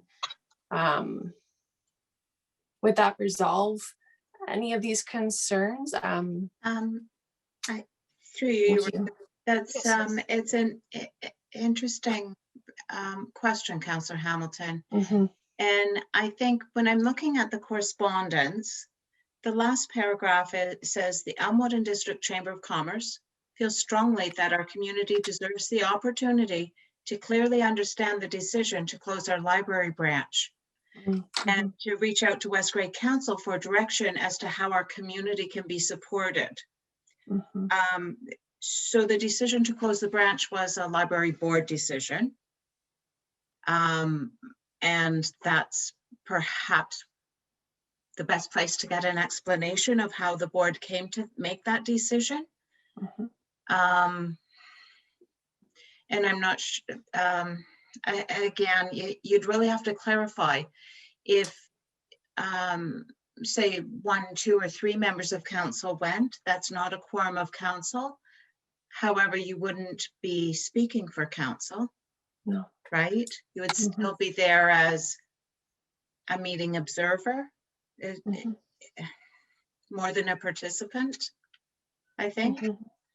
I'm wondering if perhaps they want to pose that question to the library board, or maybe that's just a conversation to sort out with Mr. Aarons before the meeting, just who's expecting what from whom, and be clear on that before you go, or understand to what level you can take part. Councillor Hamilton. So if I may, Mayor Robinson, I could help facilitate that kind of conversation, if that would be helpful, between perhaps Mr. Aarons and Mayor and CEO or clerk. Like, certainly I could help facilitate that path moving forward. Thank you. That would be most appreciated. So thank you for that. Councillor Shea. Yes, so I think, to Doug's point, we want to know how we can assist our community members and community groups, advancing their cause. And all of us go to meetings. We meet individually with people, or we meet with small groups, and they say, how do I get my issue before council? And we say, well, here's how you do a delegation. Here's where the minutes are online. And we advise them how to just interact with their local government. So I think I intended to go to this meeting, and so we will probably have more than a quorum there. And I won't be speaking on behalf of council because I don't have that authority in any way whatsoever. And I will be there to talk to the members of the chamber or of the Elmwood community who have questions that they want to ask me, and that I will give them advice about how to approach council or how they can brainstorm or things that they can do. And what I won't be doing is I won't be talking to any other members of council who are present. So I won't be participating in a meeting or a discussion or a debate with any of the rest of you, because I think that would be furthering council business. So I just thought that might be a way of clarifying the point that Councillor Hutchinson was trying to make about how do we get out there into the community and do our work without always stumbling over this quorum problem. Right. And so that's the strategy that I've adopted in my own mind. I hope I'm not in contravention of anything too serious. Clear Chair Buck. Through your worship. I think Councillor Shea has set out a good plan for himself, and it would be a good plan for any member of council to consider. That it's when if 4 or more of you talk with each other about forwarding the business of council, that it is a problem. But to go and talk to them about how do we get this on the council floor for a discussion or for a debate or for whatever it is that they're looking for, or if Councillor Hamilton can help facilitate clarifying the requests with the library board and the Chamber of Commerce, then I think that comes together very nicely. And I don't think Councillor Shea, you're out of line at all. I think you're bang on. Okay. Anything further, members of council? All right. Perhaps that one can go down to the received section, but I do look forward to hearing back from Councillor Hamilton on that. Item 11.1.4, Perth County significant negative impacts on current value assessment in Perth County. Any action on this particular item? Councillor Townsend? Thank you very much. I also wondered whether or not our finance folks could comment on whether we are impacted in the same way that Perth is describing in their letter. And I would definitely support it even if it didn't, because I think people that get caught that way are unfortunate in the way they happen to have been structured, not that they planned it that way, and they're disenfranchising a certain segment of their population from a tax perspective. So I'd be interested in the Director of Finance commenting, or the CAO. Let's start with our Director of Finance and Treasurer, Director Mighton. Do you have a comment? Sure, through you, Madam Mayor. We're not impacted the same. Perth is a bit unique for West Grey. The percentage of farmland between 2016 and 2020, it has increased 2.39%, from 7.16 up to 9.55% of our overall tax levy. So it's not as drastic of a change. Perth County is a bit unique. They have a couple single tier jurisdictions within their borders that does impact them. It is important that the assessments not fall too far behind. It has been a 4-year phase in, and it's always those drastic changes the longer that they stand out. On a county perspective, I took a quick look at Grey County overall, and the farmland portion of the tax levy has increased 0.95%. So less than 1% is the of the overall county tax levy is that change between 2016 to 2020. Whereas Perth was seeing an 8% increase. So it's not as big of an impact for Grey County or West Grey from the looks of it. Thank you. That was my only question, Madam Mayor. Okay, well, thank you very much.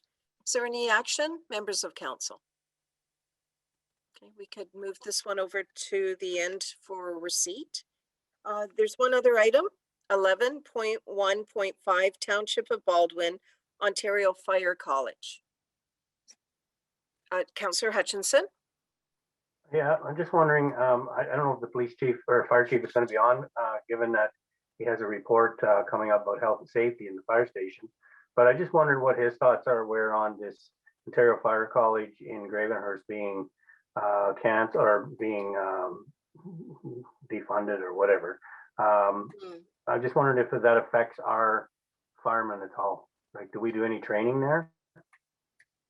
Let me see if our fire chief is on, perhaps on a call. I'm just going to double check. Chief Schwartz, are you available for a comment? And are you online? That would be the first question too. I didn't see him earlier. Yeah, I just wonder if it was the phone number. Madam CIO, do you know if our fire chief is on the line? Through you, Madam Mayor, I suspect that the phone number ending in 1422 is Chief Schwartz. I'm just going to see if Mr. Hewlett can confirm. Thank you. I believe that phone number may be a member of the public. If Chief Schwartz has joined us, I believe he usually comes up as iPhone. Chief Schwartz, if you are on the call, you should be able to just unmute yourself. If you are on the phone, it is *6 to unmute yourself, or if you are on a device, it's just the unmute button. I note there is an iPhone listed. Chief Schwartz?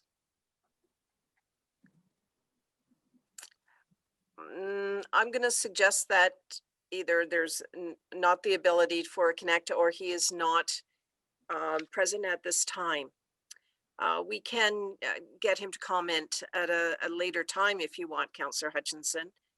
Well, I was just going to say, if it does affect us, I would like to support that resolution, but given that we don't really know whether it affects us, can we receive it for information and pull it back up if we need to, if he feels that it does affect us? Can we do that at a later date? Yeah, Clerk Sharbuck, on the process for that, once it's received, is there an opportunity again to have it addressed on the agenda, or Yes. do you wish? Through your worship, that would be fine to receive it as information today.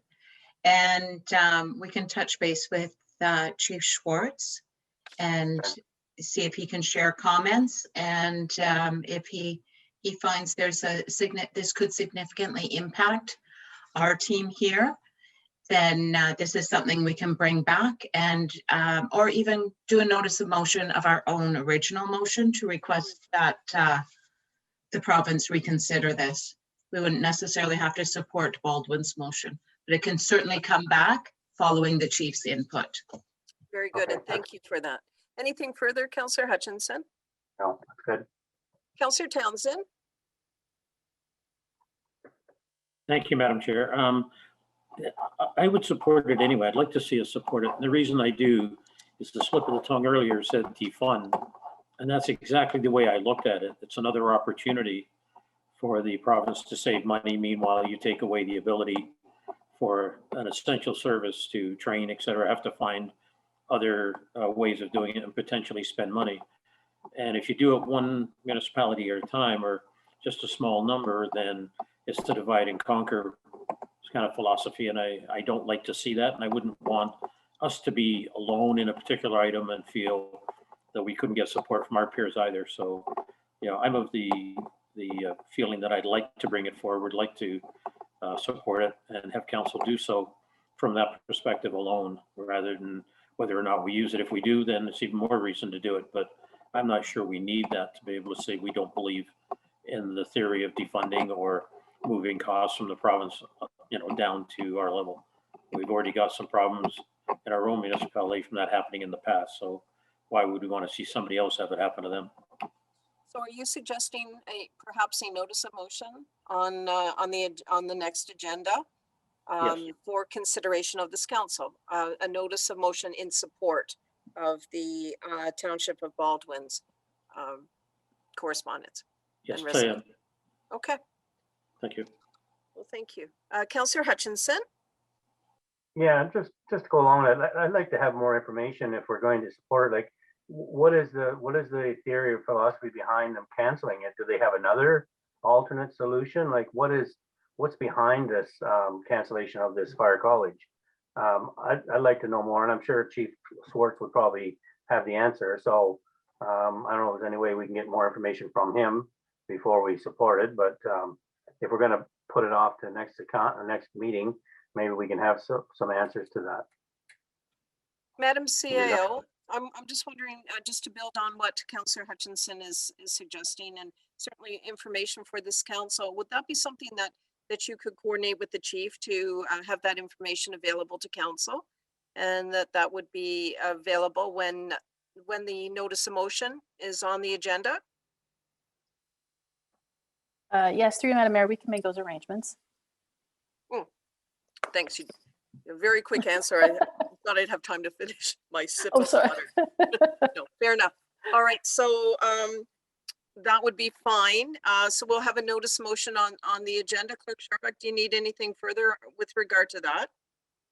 Sure. No, I think that's, Great. we've got it, and that will come back for a vote on March 2nd. Very good. Thank you for the timeline.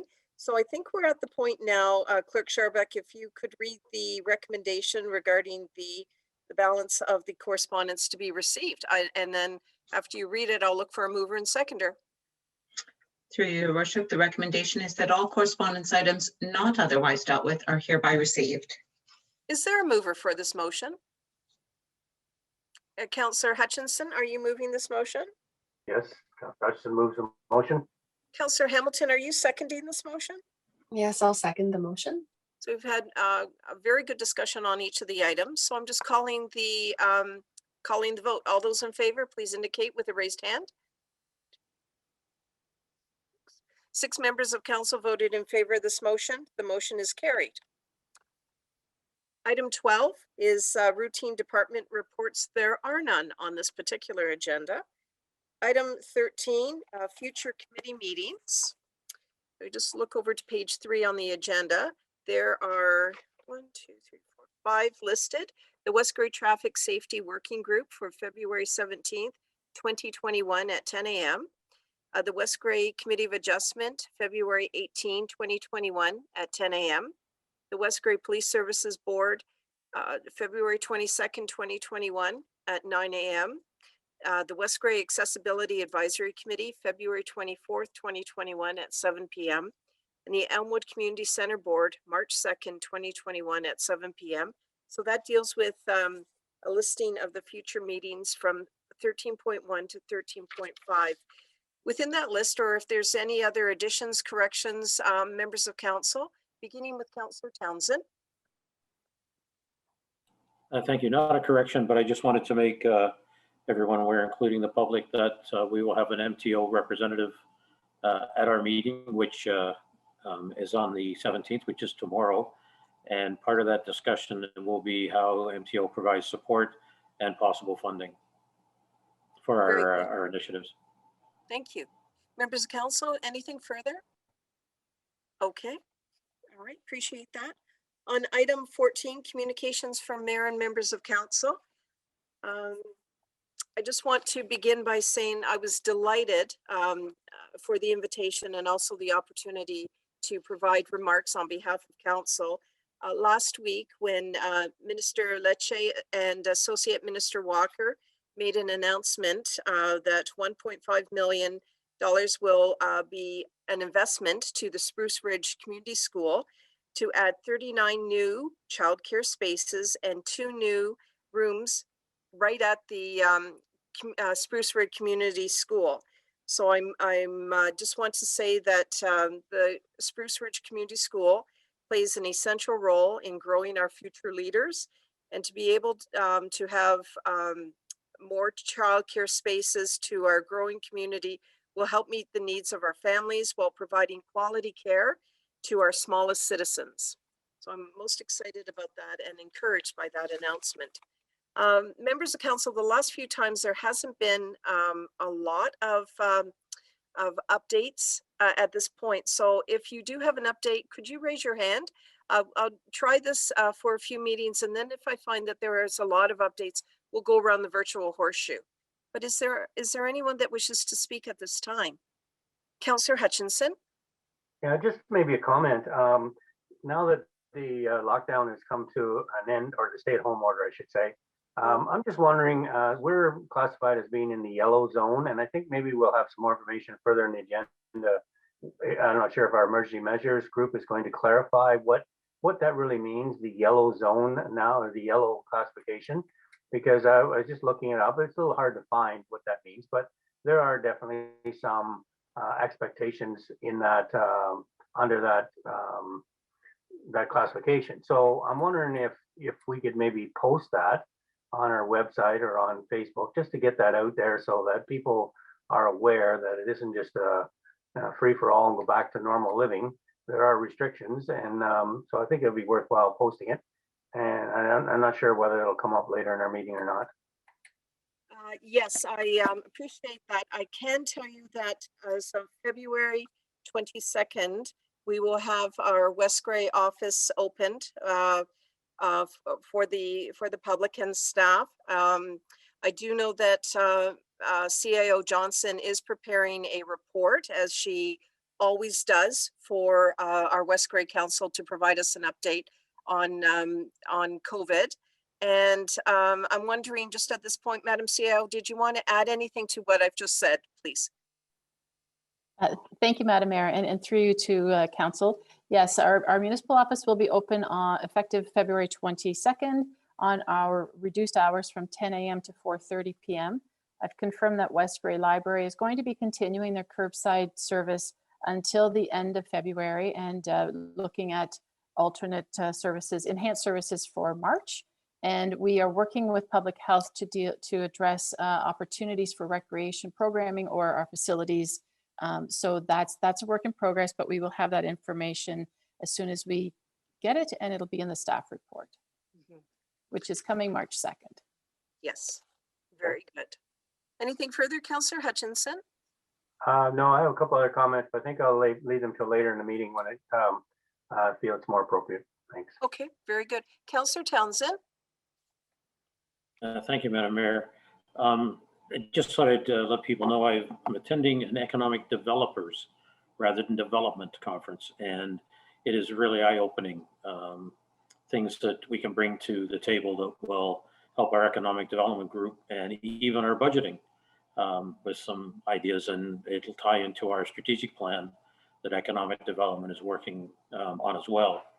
And with the strategic plan as a focus, I've also reviewed the county budget, and it's really interesting to see how they've tied their strategic plan into their budget report with business cases and other specific links. So it's, again, something that we should think about as we in economic development move forward in our strategic plan. By the same token, if you look around elsewhere to what others have done, whether it be Grey Highlands, North Wellington, whatever, they're all doing similar types of things. So I think there's a lot for us to learn from those documents and activities, and how it supports that we're on the right course. We're saying one thing and doing the same in our action and the way we're setting our budgets together. So it's really interesting that so many people are doing that already. The other thing was the discovery of how we get involved in the independent energy suppliers organization. And again, I'm on that distribution list now. And that in turn, believe it or not, ties into our strategic planning. So once we get that plan done, I really have some high hopes for that. And I hope our CIO isn't already panicking from what I'm saying, but there is a lot of opportunity and a lot of tie-in to what we do. We just have to make sure that we make the right ties, and that means we're walking the talk. It's not just, we're putting it on paper as a plan and we don't really show it in our execution. So I just thought I'd share that as kind of a group. And the last thing I'll point out is the Legion has an opportunity, a very significant grant for them through one of the government programs, and they're in the process now of providing some additional information to get that. So we might be able to see some really good changes coming in the Legion as well. And hopefully they'll be successful in that. And, you know, we'll have something else to be proud of that, that has been done within the community. Thank you. Thank you, Councillor Townsend. Any other member of council wish to provide information on item 14, communications from mayor and council? All right, seeing none. We are now on item 15, business arising from the previous meeting. Clerk Scharbeck, is there any? Your worship, no, I have nothing to add there. Okay, Councillor Hutchinson?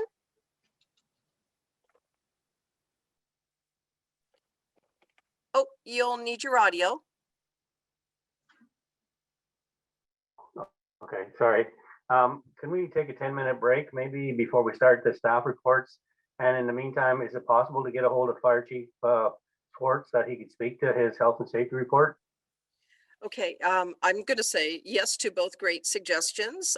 We certainly know that the fire chief is the first report on deck, so I'll look to Madam CAO to see if there would be a coordination for that question, and he'd be prepared to respond.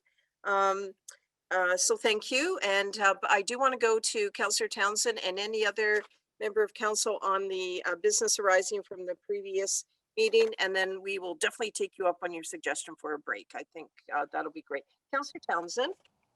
Thank you very much. I noticed in section 7.32 of the February 2nd council minutes, there was resolution 70-2021. And maybe that should be 20, sorry. No, I guess it's 21. But it was requesting a report, but it didn't have a target date and it didn't say who it was directed to. So I was a little concerned that we didn't have a proper governance, if you will, to make sure that it comes forward. But I noticed I did not note the topic. So I will see if I can find that very quickly. Okay. Point of clarity, Mayor Robinson? Yes, please go ahead, Councillor. I can assist Councillor Townsend. It was regarding the tax, vacant tax, Yes, vacant thank you very property much. tax, excuse me. Yep, that's exactly right. On the notice of motion, yes, please go ahead. Thank you, Councillor Hamilton. Go ahead, Councillor Townsend. Appreciate that. So I guess what I'm saying is that we're getting a report from staff, but we don't know when, and like there's no target date, et cetera. And we don't know who the audience is. Now I'm assuming it's coming to council, but I do know eventually we'll have to send something to the county. So I wanted to make sure this was coming to council and that we can set a time frame for getting it, because we really didn't do that in the last session. Director Mighton, I'm suggesting that might be an interesting report that you would be being the author of. Do you have any semblance of time frame? Yes, through you, Madam Mayor. Still doing some research on the timelines as to, is it a 2021 going forward? Does it go back to 2020? So just kind of reading through some of the legislation. The Grey County treasurers and tax collectors will be meeting this Friday. So it'll be one of the topics just to brainstorm and see if any of them have also done any bylaws yet or anything enacting this new legislation. So still kind of gathering some input and collaboration, but it will be coming forward. I'm thinking it, depending on our budget schedule, it could be March or April before we may get that bylaw.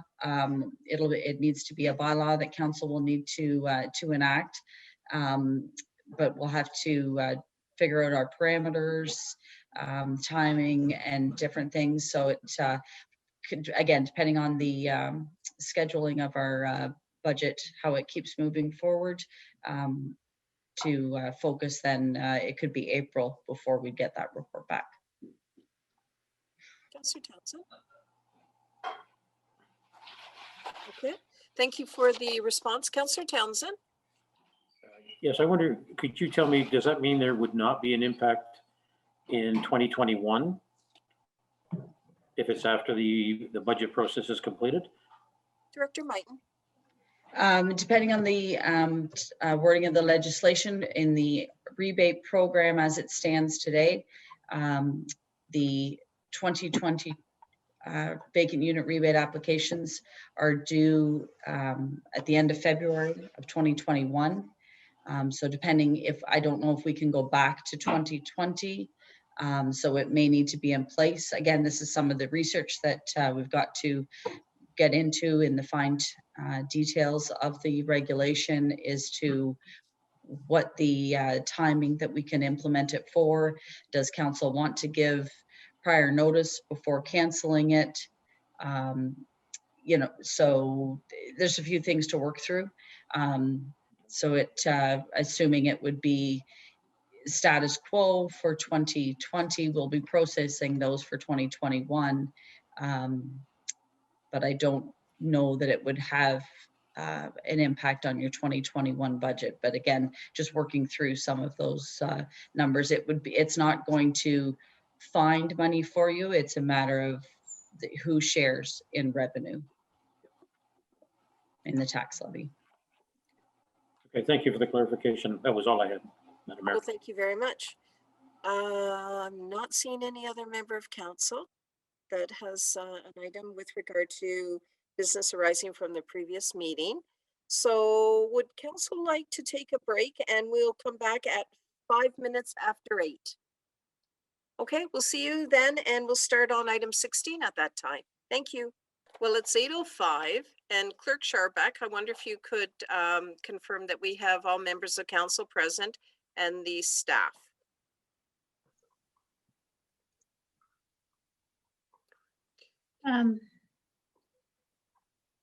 Through you, Your Worship, I think we're just waiting on Deputy Mayor, who's just joining us now. And then you have everybody back. You do have a quorum now. Thank you for that. And do we have Madam CAO and our first staff to present Chief Schwartz? Is he also available? Madam CAO is here. I'm not sure about Fire Chief Schwartz. I think Cody may be able to help us with that update. Supervisor Hewlett? I can confirm that Chief Schwartz is on the line. Ah, very good. So let's begin. I'm calling the meeting back to order. The break was much appreciated. So we now are on item 16, staff reports, 16.1, Fire Chief, 16.1.1, Health and Safety Report, Fire Station Number 2, 179 George Street West, Durham. Clerk Scharbeck, could you read the recommendation?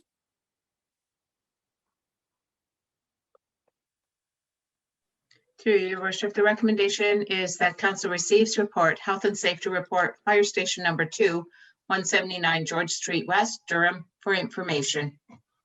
Looking for a mover and seconder, and then we will have an update presentation from our chief. Deputy Mayor, are you moving this motion? This is Deputy Mayor Hutchinson. I will move the motion. Councillor Hutchinson, are you seconding this motion? Councillor Hutchinson, yes, I second the motion. Okay. Hello, Chief Schwartz. Welcome. And do you wish to report on your report?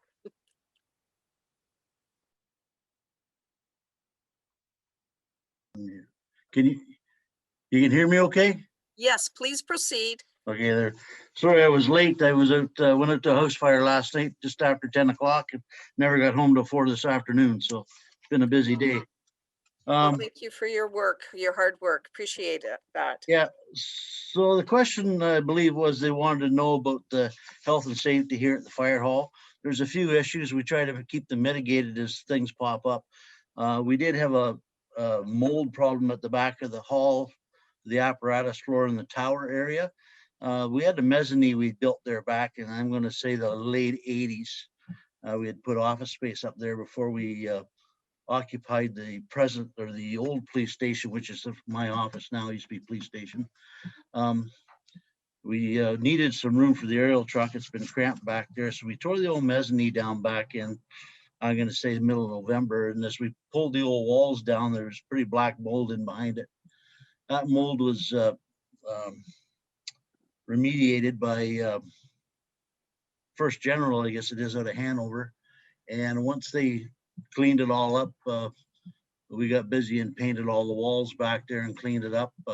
There was a trip hazard there. There's a pit where the hoses drain into off the hose tower, which I don't know why it was ever there. It wasn't really needed. So we filled that up with concrete and made the floor level, which also gives us a few more square feet of storage space for our hose racks that we roll around with a rolled up hose. And so that was fixed. That's basically it as far as the mold issue goes on this side. We are working in cramped quarters here. Everybody, I assume, has read my report, and you'll see some of the pictures of the mold we remediated.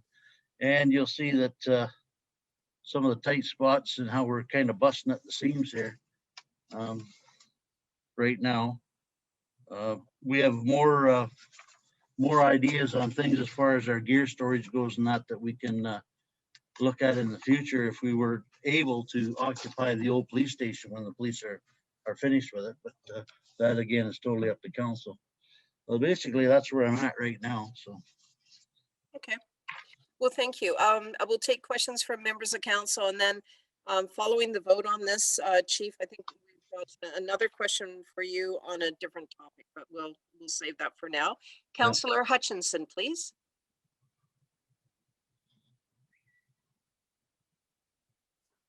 Oh, just your audio. Okay, sorry, start again. Thank you, Fire Chief, for your services and keeping us all safe. I reading your report, I didn't realize you've done some work there, and I really like the idea that you're doing some future planning. Presumably, we'll have to make a decision, but it makes sense to me that you take over the police area and expand the fire department, and especially when we have a new building. So to me, it sounds like you got a viable solution, and hopefully we can support you on that when the time comes. My only concern is I'm really wondering about the flood control measures at the back of the building. If we have a flood, as you know, the river's pretty close there. Do you have any suggestions or any thoughts on how that might be resolved? Going back to the flood of '97, when the river jammed up with frazzle ice, the water did come up to the back of the police station and fire hall. The only part of the building that got flooded was actually the basement of the police station. There used to be a garage door there. Since that garage door was taken out and they made office space downstairs and a kitchen area or lunchroom, there was concrete walls put in to prevent flooding from entering. And that is right outside the basement door of the police station. I don't have any pictures or anything that I can show you, but if you're walking uptown, you can kind of look back, you'll see where the concrete walls were put in and there's steps going in from the side. That's sort of the flood control they did at the time. Okay. So do you think it's adequate then for future considerations? Oh, I think it is, yeah. Okay, that's good. Yeah, thanks for that. I think you got some great ideas there. Any other member of council have a question? Councillor Townsend. Thank you, Madam Mayor. Chief Swartz, I'm assuming that your timing is flexible given the fact that we don't have an actual move-out date, but I was wondering whether or not we have an idea whether it'll affect the 2021 budget in any way other than what you're doing with inside your current space. No, I don't think it will right now. I don't know when the police are moving. There won't be anything this year. All we've done, as I say, the painting we did was last year. We need to do some more painting in the classroom, which I've already got money budgeted for that. I don't imagine the police will move to 2022 or 2023. And at that time, we'll have to figure out what the costs will be, but it's not something we're going to all do in 1 year. We'd move the offices over, definitely need some paint over in the other office. Here, as far as the gear room goes, this front office would have to have some cement block walls put up, and then we can hang our gear in here off the apparatus floor where it is now. So like I say, it's not something you do all at once and maybe take 3 or 4 years to renovate it all. The big thing is the back 2 bays at the police station. They have a property room built in there. That's a cement block wall they put in. We would tear that out, which would give us 2 more bays for parking emergency management equipment, such as the trailer and our light tower generator over there. So it's here where we can keep an eye on it. Right now, it's not real handy down at the south end at the Works Department building. Okay, thank you very much. Yep. Any further questions, members of council?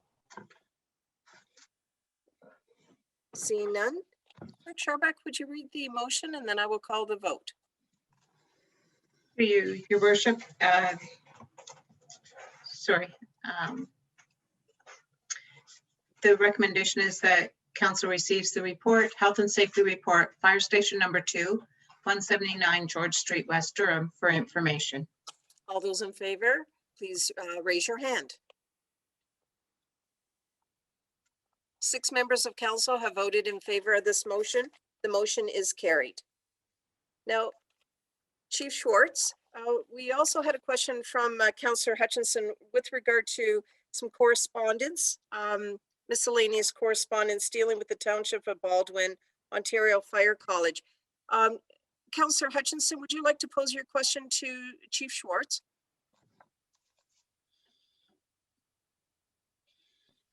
Yeah, so given that the Ontario Fire College in Gravenhurst, they're talking about disbanding that, the Township of Baldwin has a resolution to asking the government to cancel that decision. Does that affect our guys at all with that fire college there in Gravenhurst? Yeah, it affects us big time. I've been on the fire department. This April will be 44 years, and I've taken several courses up there. It's cheaper to go to the fire college than just to a regional training center. For me to send a guy to a regional training center around here, we're looking at $900 a person. For the Ontario Fire College, the lodging is free, the meals are free, and their course registration is $65. So a guy could go up there for a week, and really what's costing us is his mileage and his wages. It's a real slap in the face. I think it's another provincial download when they're expecting the municipalities to pick up some of the weight. We do have our own Grey County training system here where we go up to Georgian College for live burn, and we do some of the basic stuff in-house with the county as a group, but you still need to get up to the fire college. They want everybody to go to these regional schools, and there is a big cost to it, and it's not in our budget. Personally, I think it's a slap in the face. I do understand that it is on Lake Muskoka, and the property that surrounds the lake is all fire college on the one side of the shoreline there. And it's the properties are worth millions and millions of dollars. I mean, they sell all that property off. They're going to make a lot of profit, but why can't they take that profit if they have to sell it to make the money and buy a 100-acre piece of property somewhere and relocate the fire college? But to just close it and walk away from it, that to me is terrible, especially for your small town fire departments. Yeah, okay. Well, so that was sort of my thoughts, is that we should be supporting this resolution if it affects us. And I wasn't sure the background on it, but that sounds good. That it's definitely something that we should be supporting. Yeah, right now our 3 stations, I believe I have my training budget set at $15,000. Well, if they close the fire college, we should be putting $20,000 per fire station into the budget for training, and that won't even cover it. Yeah, sounds like another download, so for sure. Okay, so we'll have to deal with that, I guess, in the future. Okay, thank you. And we do have a notice of motion of support that will be coming to the agenda. So thank you. Okay, no other questions from members of council on that particular item. Then we're moving on. Thank you very much, Chief Schwartz. All right. We're moving on now to item 16.2. This is the Chief Building Official, 16.2.1, 2020 year-end building activity. To the recommendation, Clerk Sharbeck, could you please read that? Through you, Your Worship, the recommendation is that CBO report 2020 Q3 building department activity be received for information. Thank you. Is there a mover for this motion? Councillor Hamilton, are you moving the motion? Yes, I move the motion. Is there a seconder? Councillor Townsend, are you seconding the motion? Councillor Townsend, yes, I'll second the motion. Thank you very much. We do see a CBO, Carl Shiprack, is here. Wonder if you could take us through your report, please. Yes, thank you, Your Worship. This is my quarterly report. We've all seen before, with some pretty good statistics here for the year 2020, showing our project values have increased by approximately $1.5 million, and our number of permits have also increased. Only by 8 permits, but still we're moving in the right direction. And I think 2021, from what I've heard from contractors and citizens, is going to be a very busy year for construction. The first quarter may show slow again, and similar to it as last year, because of the 1 month that we've had sort of off in the construction.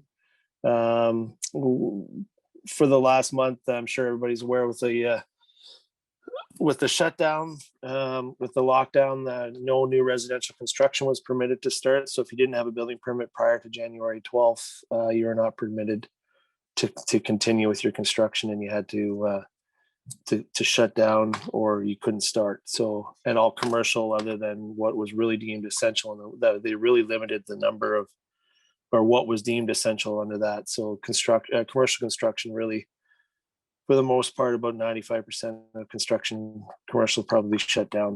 So that month there really wasn't a whole lot going on in commercial, and the residential no new starts. So the first quarter next year may show a little bit slower than the rest of the year, but I think it's going to catch back up similar to this year, where by the end of the year next year will be higher again. So I will take questions if anybody has any.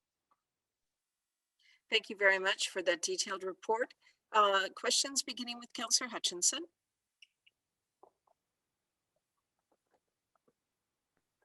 Yeah, thanks, Carl Shiprack. Yeah, just it's good to see the growth. I think, as you said, I think we're going to see lots more. Just given the situation we're in right now, I think it's going to we're going to have a bit of a boom year as long as we get a handle on the pandemic. I guess that's the stickler, but hopefully we're going to continue marching forward here. I had a question about in our budget, there was some talk about it, or I guess it was in our service review, talk about hiring a junior planner. If that junior planner was hired, that would be covered by the building department, if that's correct. Did we lose him? CBO Shiprack, are you still available on your presentation here?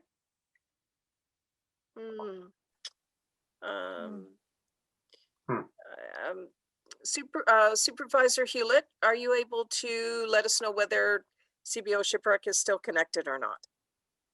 If I may, Mayor Robinson, from what I can see on my end, it appears as though we have lost the CBO.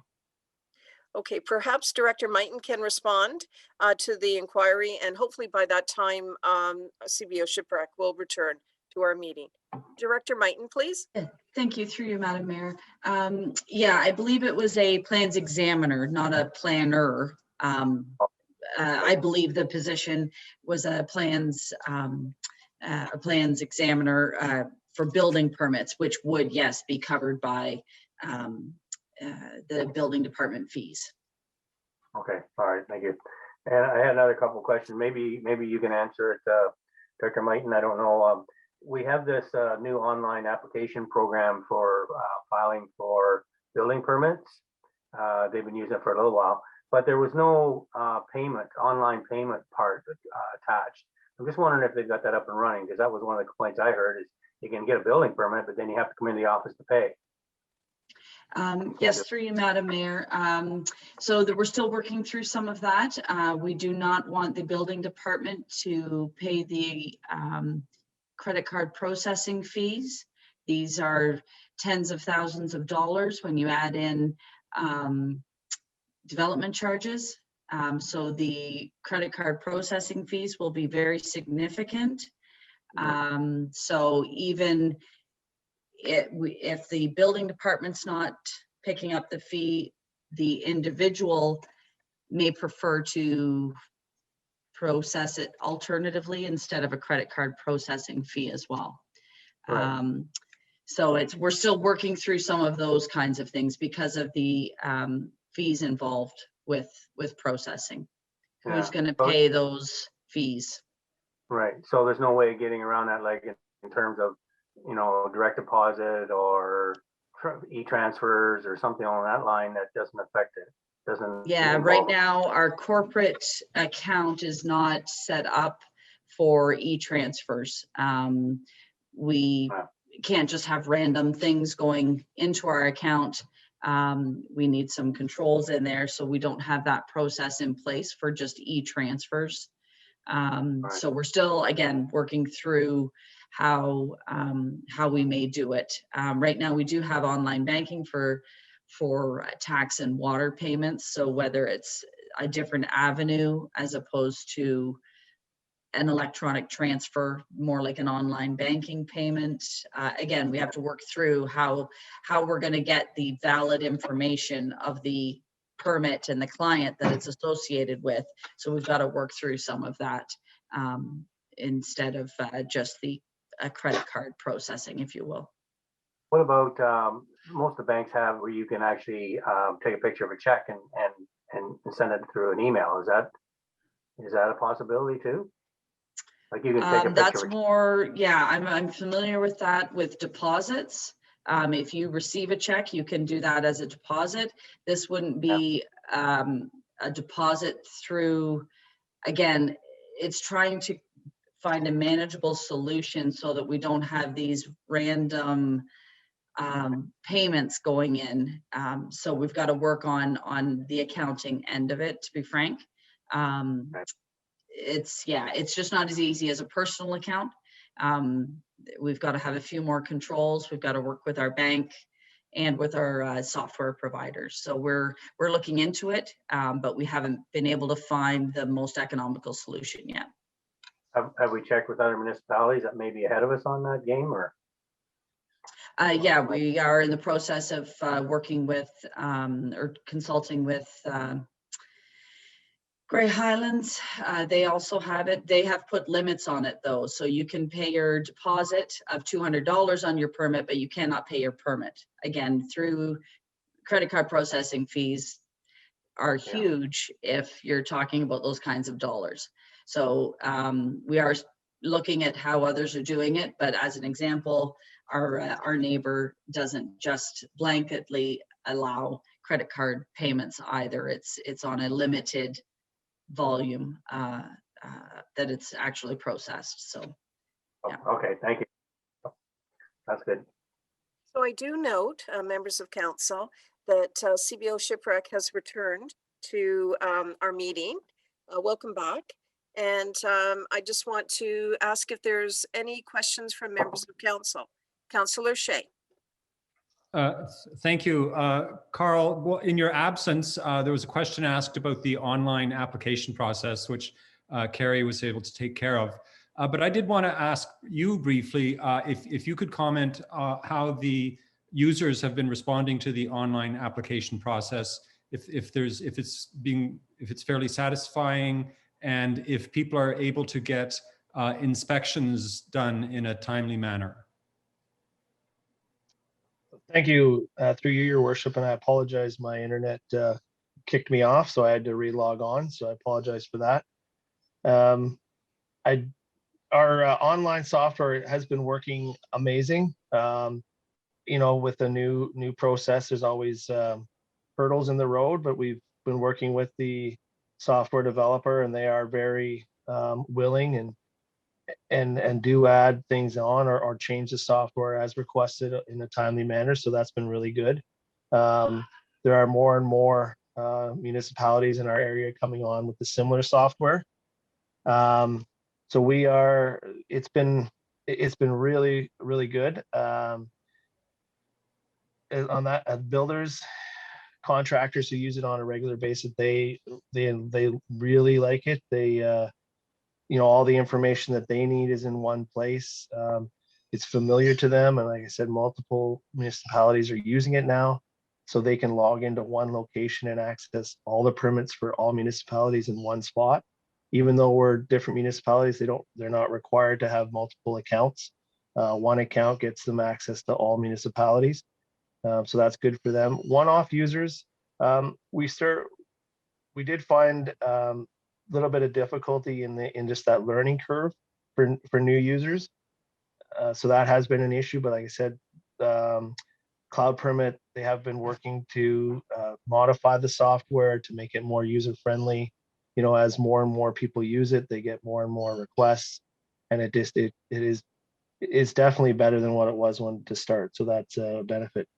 As far as requests for timely inspections, regardless of whether we're using the online software or not, it really doesn't. It saves the contractor or property owner a phone call to request an inspection, but our time frame to complete those inspections really haven't changed based on whether we're using, if somebody's calling in to request an inspection for a 2019 permit versus a 2020 or 21 permit. Their time frame to get an inspection is the same. Currently, we're doing inspections in West Grey Monday, Wednesdays, and Fridays on a regular basis. And if contractors or property owners are requesting an inspection on a Tuesday or Thursday, we would do that as well. We don't do all inspections on Tuesdays and Thursdays, but if somebody needs one in a special case, then we would go out on those days to do them. Okay, that sounds great. Sounds like all good news. Thank you. Any other questions? I am not seeing any. So then Clerk Sharbuck, could you read the motion and then I'll call the vote, please. Thank you, Your Worship. The motion is that CBO report 2020 Q3 building department activity be received for information. All those in favor, please indicate with a raised hand. 6 members of council have voted in favor. That motion does carry.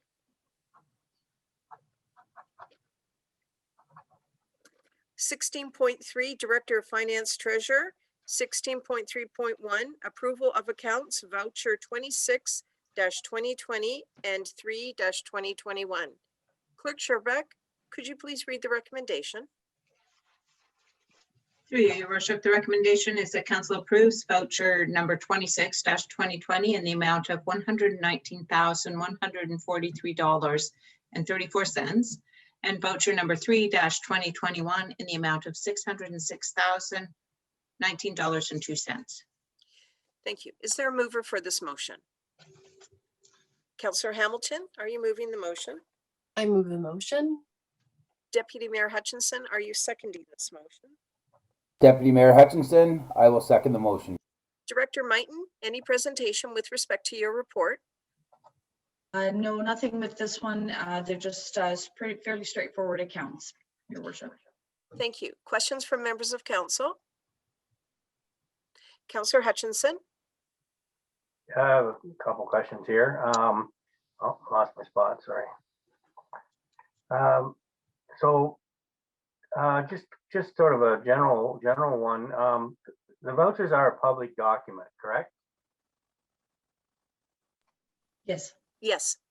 Okay, so there would be no problem with just putting them on the website for future reference, Director Mighton. rather than putting them in the agenda.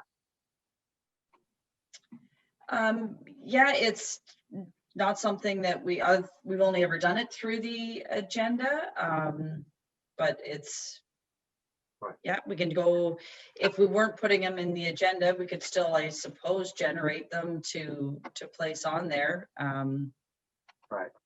So I just think, just because some people have asked about wanting them to be on the agenda, but if we don't need them on the agenda and it saves us time, like I like to see them, but I can easily go to the website and get them.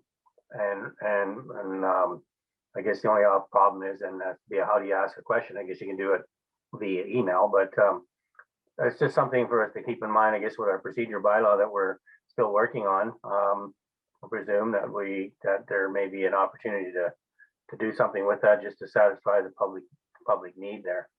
So I had a couple other questions.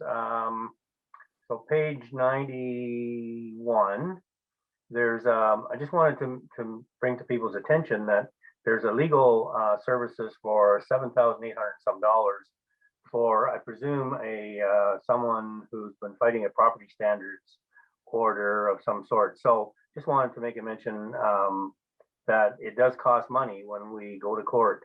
I presume that what that cost is, that's on page 91, under property standards legal. Is that correct, Director Mayton? Yes, that'll be legal fees associated with one of the property standards complaints. Yeah. Right. So I know it is an issue for us, but sometimes it does cost us money too. Another one on that, and has to do with the Viola Water Company putting in for charges related to PPE equipment.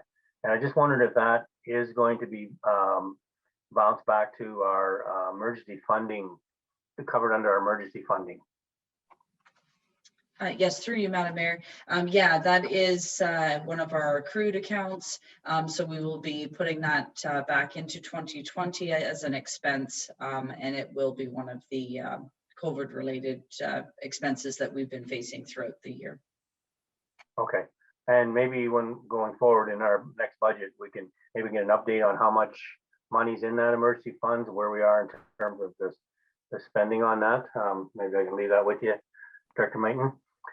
Yeah, that'll be part of the CAO's COVID report. Yeah. Okay, and then the last one has to do with the propane delivery to the, I think it says sewage office building. So I presume that's the sewage treatment plant building office.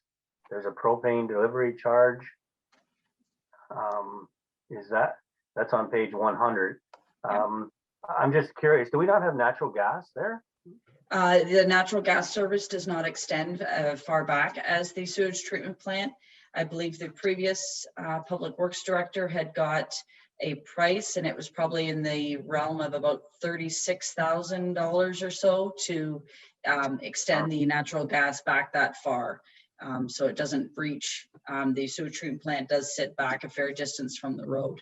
So it was never connected to natural gas. Right, okay. I was curious why that was, because I knew there was natural gas around. Okay, thank you. That's all I have for now. Thank you. Any other member of council have a question with regard to this report? Seeing none, I will call the question then. All those in favor indicate with a raised hand. 6 members of council have voted in favor of this motion, so the motion is carried. Moving on to item 6.3.2, 2021 capital budget project approval. Clerk Scharbeck to the recommendation. Excuse me, Your Worship. Yes, Councillor. Yes. I'm a little slow on the uptake, but I noticed the last thing, the CBO's report, the recommendation we voted on was to approve the Q3 report. It was actually the Q4 report. So just noting that for the records. Well, thank you for your point of order. And to that, Clerk Scharbeck, could you please address the clarification in how we voted on that, please? Thank you, Councillor Shea. Through you, Your Worship, I misspoke, calling it the Q3. I know that's how the recommendation pulled forward from the report onto our agenda, but it was a typo. And the intent and the report was the year end, the fourth quarter report, and I think the intent was clear. So we're good. We'll tidy up that typo error. Okay. Thank you. Well, thank you both for the clarification on that. All right, I'm just going to call it again so everybody's clear. 16.3.2 2021 capital budget project approval. Clerk Scharbeck to the recommendation, please. Through you, Your Worship, the recommendation is that council approves the 2021 capital budget for the Municipality of West Grey to a maximum of 50% of the 2020 budget for the specific project police vehicles, $65,000. 500, sorry. Is there a mover for this motion? Deputy Mayor Hutchinson, are you moving this motion? This is Deputy Mayor Hutchinson. I will move the motion. Is there a seconder for this motion? Councillor Hutchinson, are you seconding the motion? Councillor Hutchinson seconds the motion, yes. Director Mighton, do you have a presentation with regard to this report? Just the same as what's contained in the report. The police service is looking to purchase, get the order in. It does take some lead time to get the order in on the purchase of the new vehicles. They are in high demand, so they're looking to get that initiated fairly quickly. Thank you. Questions with regard to the motion? Councillor Hamilton. Thank you, Mayor Robinson. Just a question for you to Director Mighton.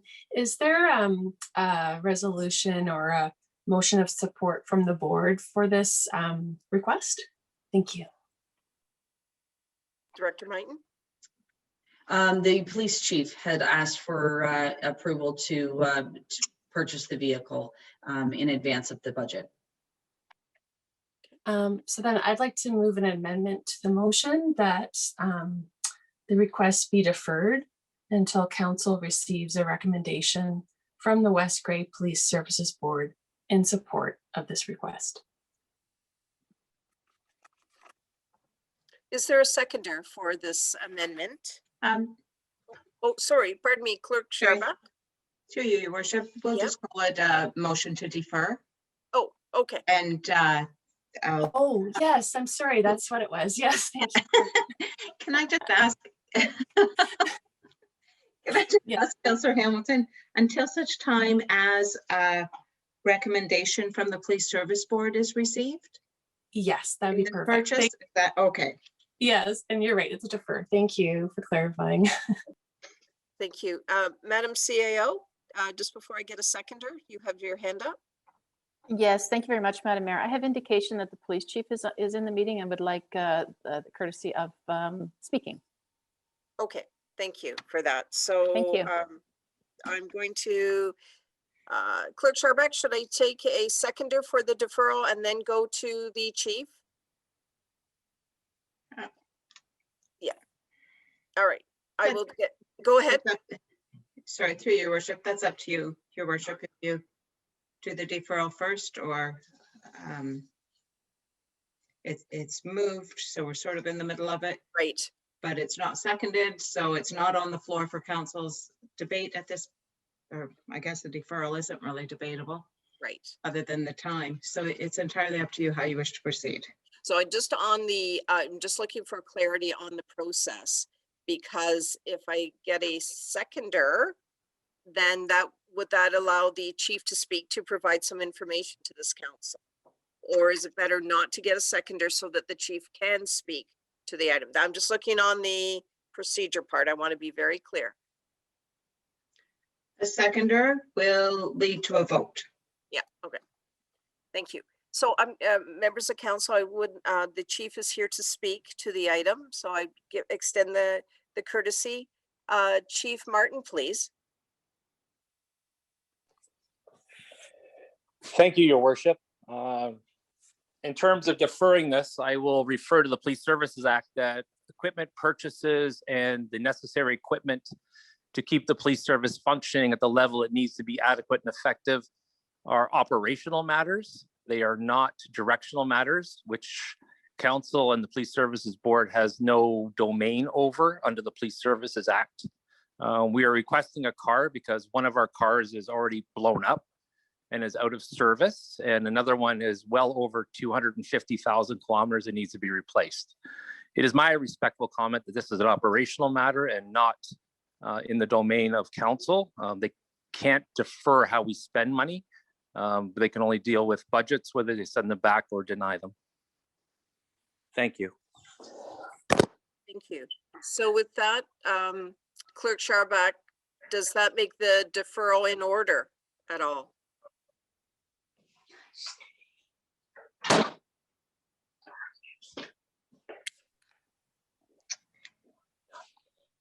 Yeah, well, the provision of equipment or the determining what equipment is needed is an operational matter. And I think the vehicle is included in the Police Services Board's budget, or the budget that they're bringing forward. I'm not sure, I'll have to defer to our Director of Finance if it's a matter of just the timing of the purchase and not necessarily deferring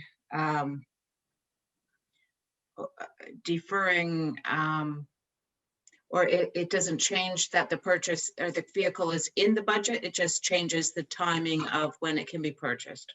I'll defer to the Director of Finance if there's any clarity she can add to that. Dr. Mighton, please. Yes, correct. I agree with the clerk. It's the needing the approval for it to be purchased ahead of the budget approval. We haven't, council hasn't approved their budget yet. So it's looking for approval of that capital project before the budget's approved. So it's a timing item. It was included in the budget that was recommended, the original budget that was recommended by the Police Services Board. Okay, so with that, Clerk Sharma, is it in order then for the deferral to stand and to get a seconder, or in your opinion procedurally that the deferral does not apply at this point?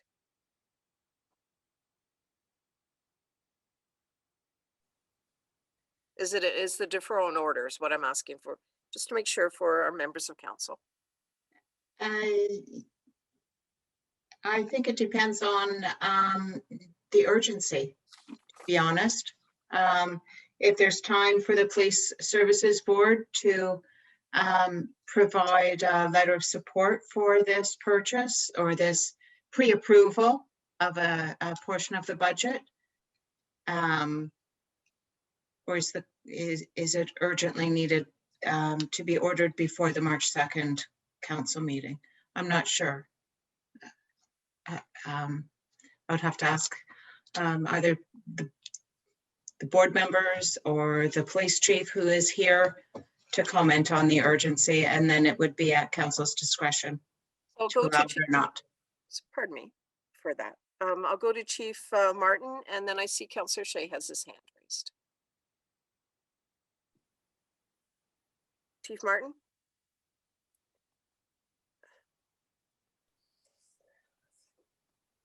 My apologies. Can you hear me? Yes, thank you.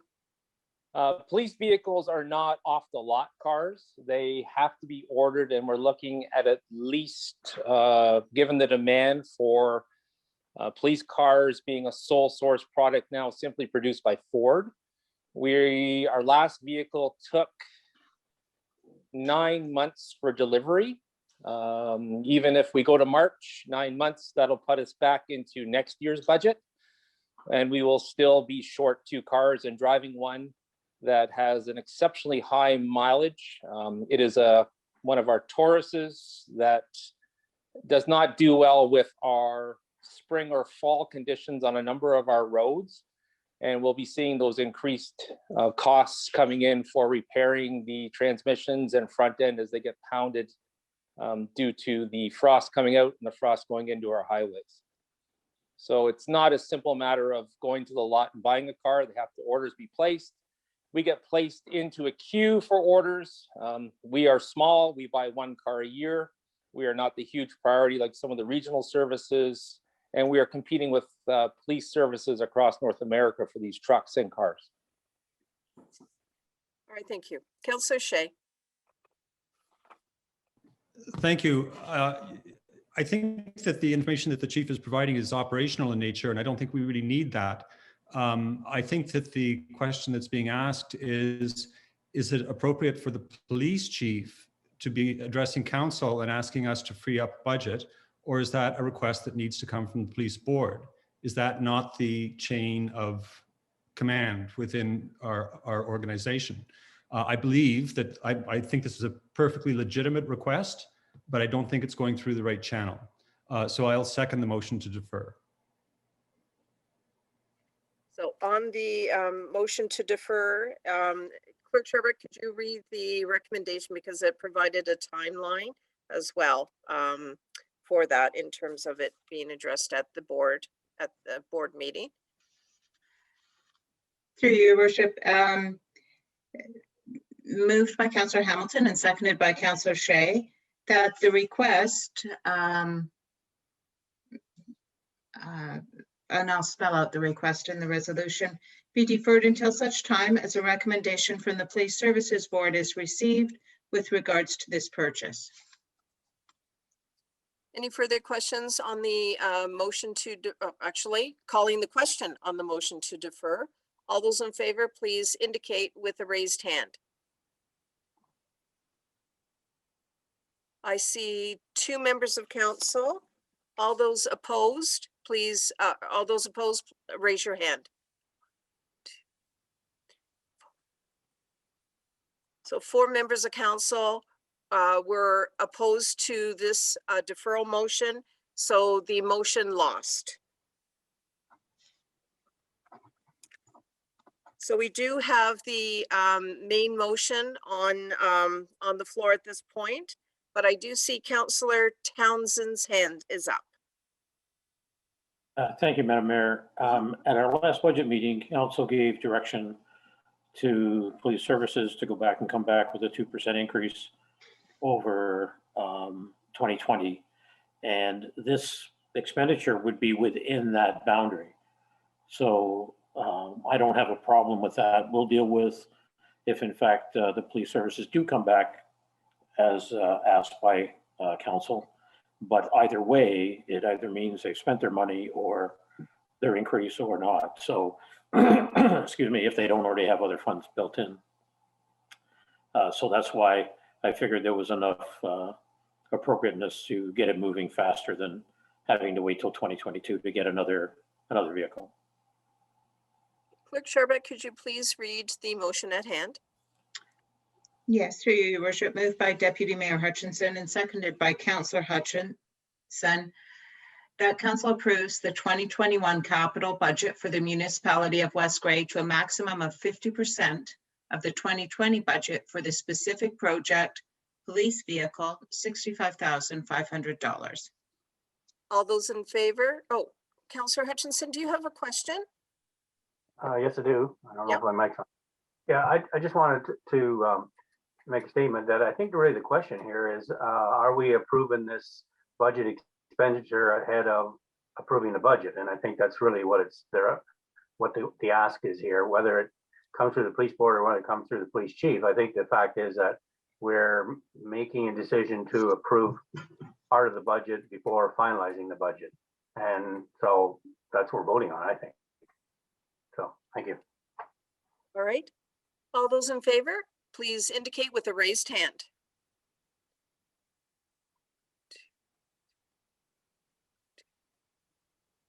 One, two, three, 4 members of council voted in favor. All those opposed? 2 members of council are not in favor. The motion carries 4-2.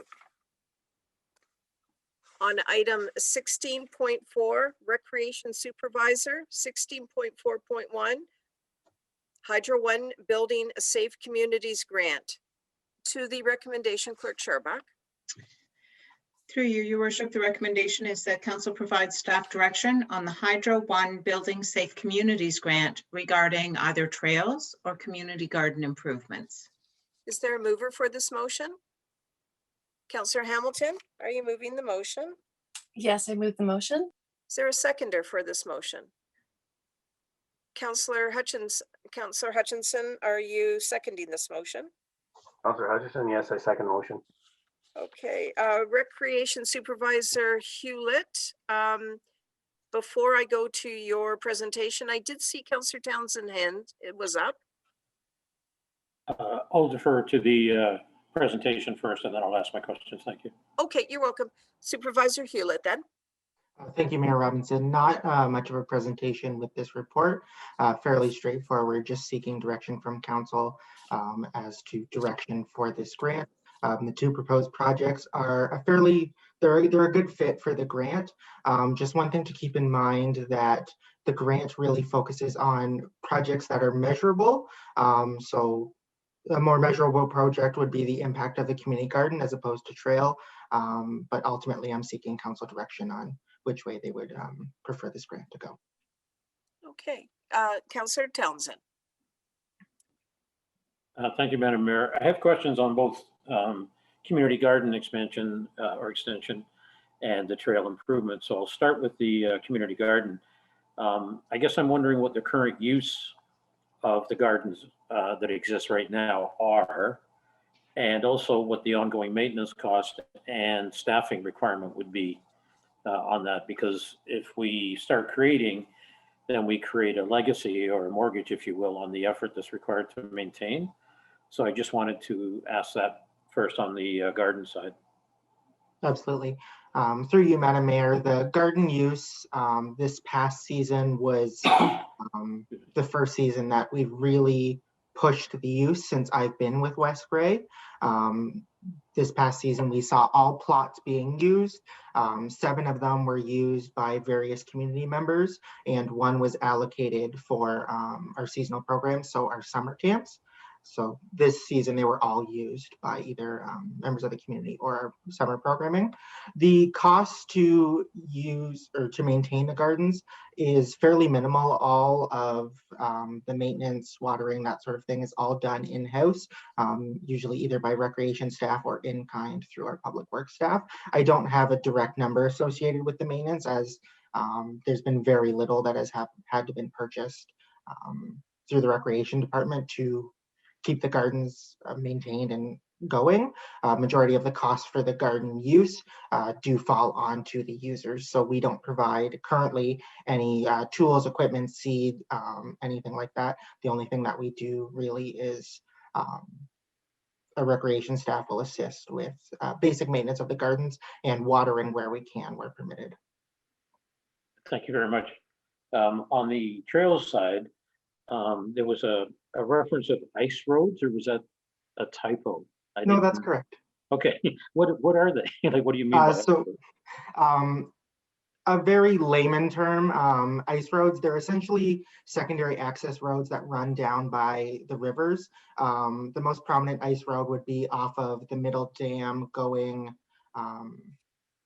south out of town.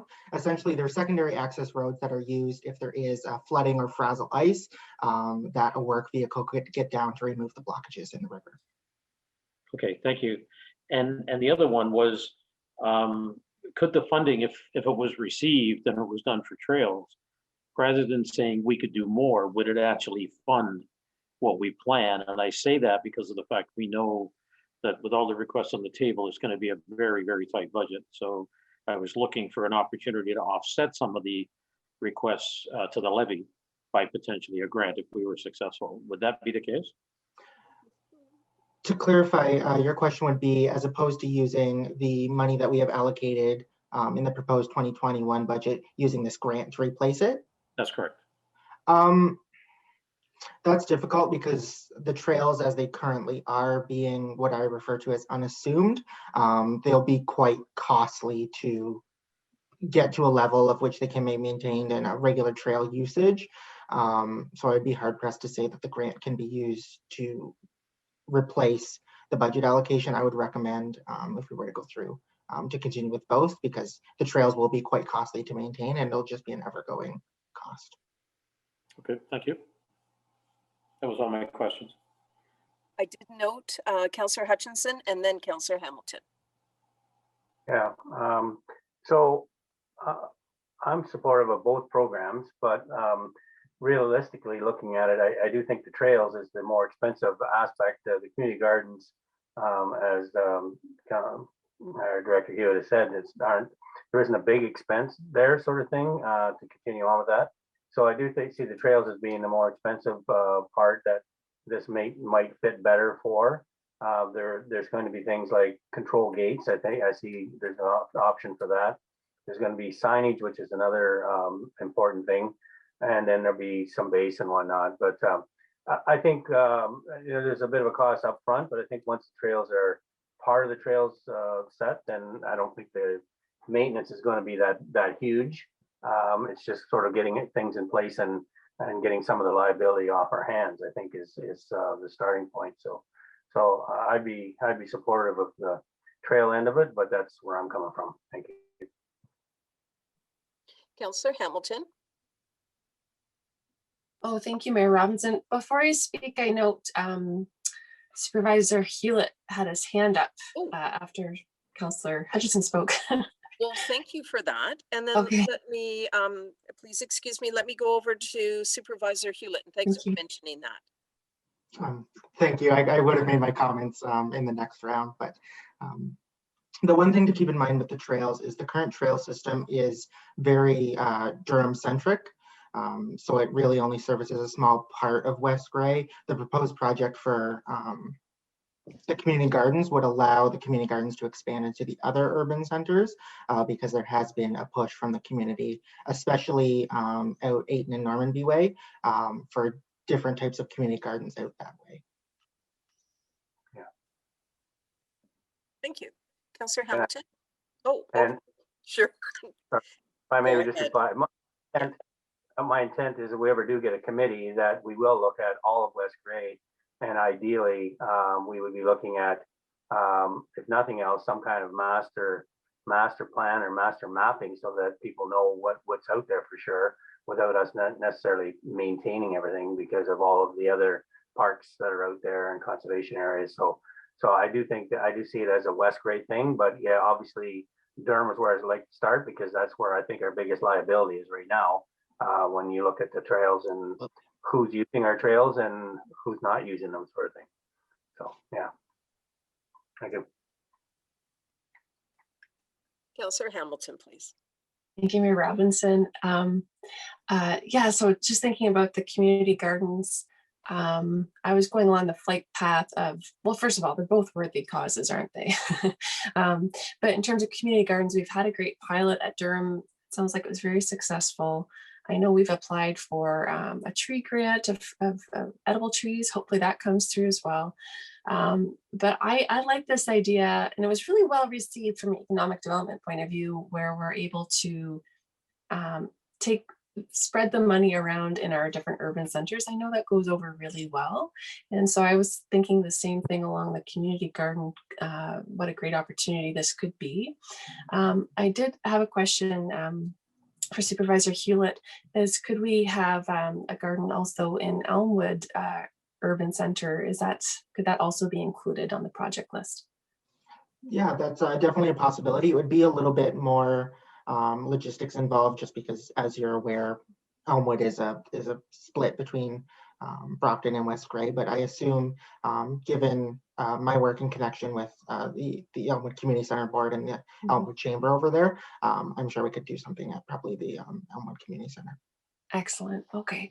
So given that we've applied for funding, it's still pending. We don't know if we'll get it, but we've applied for funding for trails, and we do have a plan for some trail maintenance in Durham. I am leaning more towards the community garden expansion, as long as we can also include Elmwood. And those are my thoughts for now. Thank you. Thank you. And I guess we would need that further clarified in the motion because it says either, and as the mover, Councillor Hamilton, and then Councillor Hutchinson as the seconder. So is it, what I would say to Director, or rather Supervisor Hewlett, is it an either or? I was going back into your report again to seek the answer for clarity, but I'll just pose it from the chair here. As in either or project? Yes. Yeah, so it would be, we have one shot or one application at this grant. Okay, thank you. Okay, so with that, are there any other questions? Councillor Hutchinson? Yeah, so I'd be in favor of putting this one towards community gardens, but I'm sort of curious.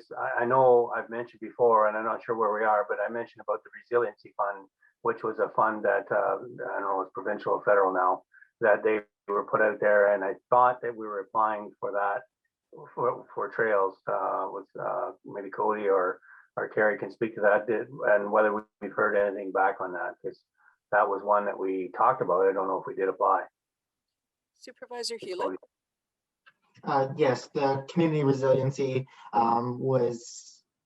there's been so many grants floating around. I believe it was $100,000, which we used for trails and playground infrastructure, which we Right. applied for. Sorry, we're yet to hear back. Right, okay, so we have applied for other, and there's other opportunities out there, so I'm fine either way. You know, the more we apply, hopefully the more money we'll get, and eventually someday we'll get the trails. If not this time, it'll be next time. And if I may, Mayor Robinson, there are a few other grants coming down the pipeline. There's one, it's for through Infrastructure Ontario, but it's for community-based infrastructure. So that will be coming down the pipeline shortly. I'm just waiting clarification on that grant process. Okay. Councillor Hamilton? Oh, thank you, Mayor Robinson. So I would move an amendment so that we can provide the direction that staff is seeking.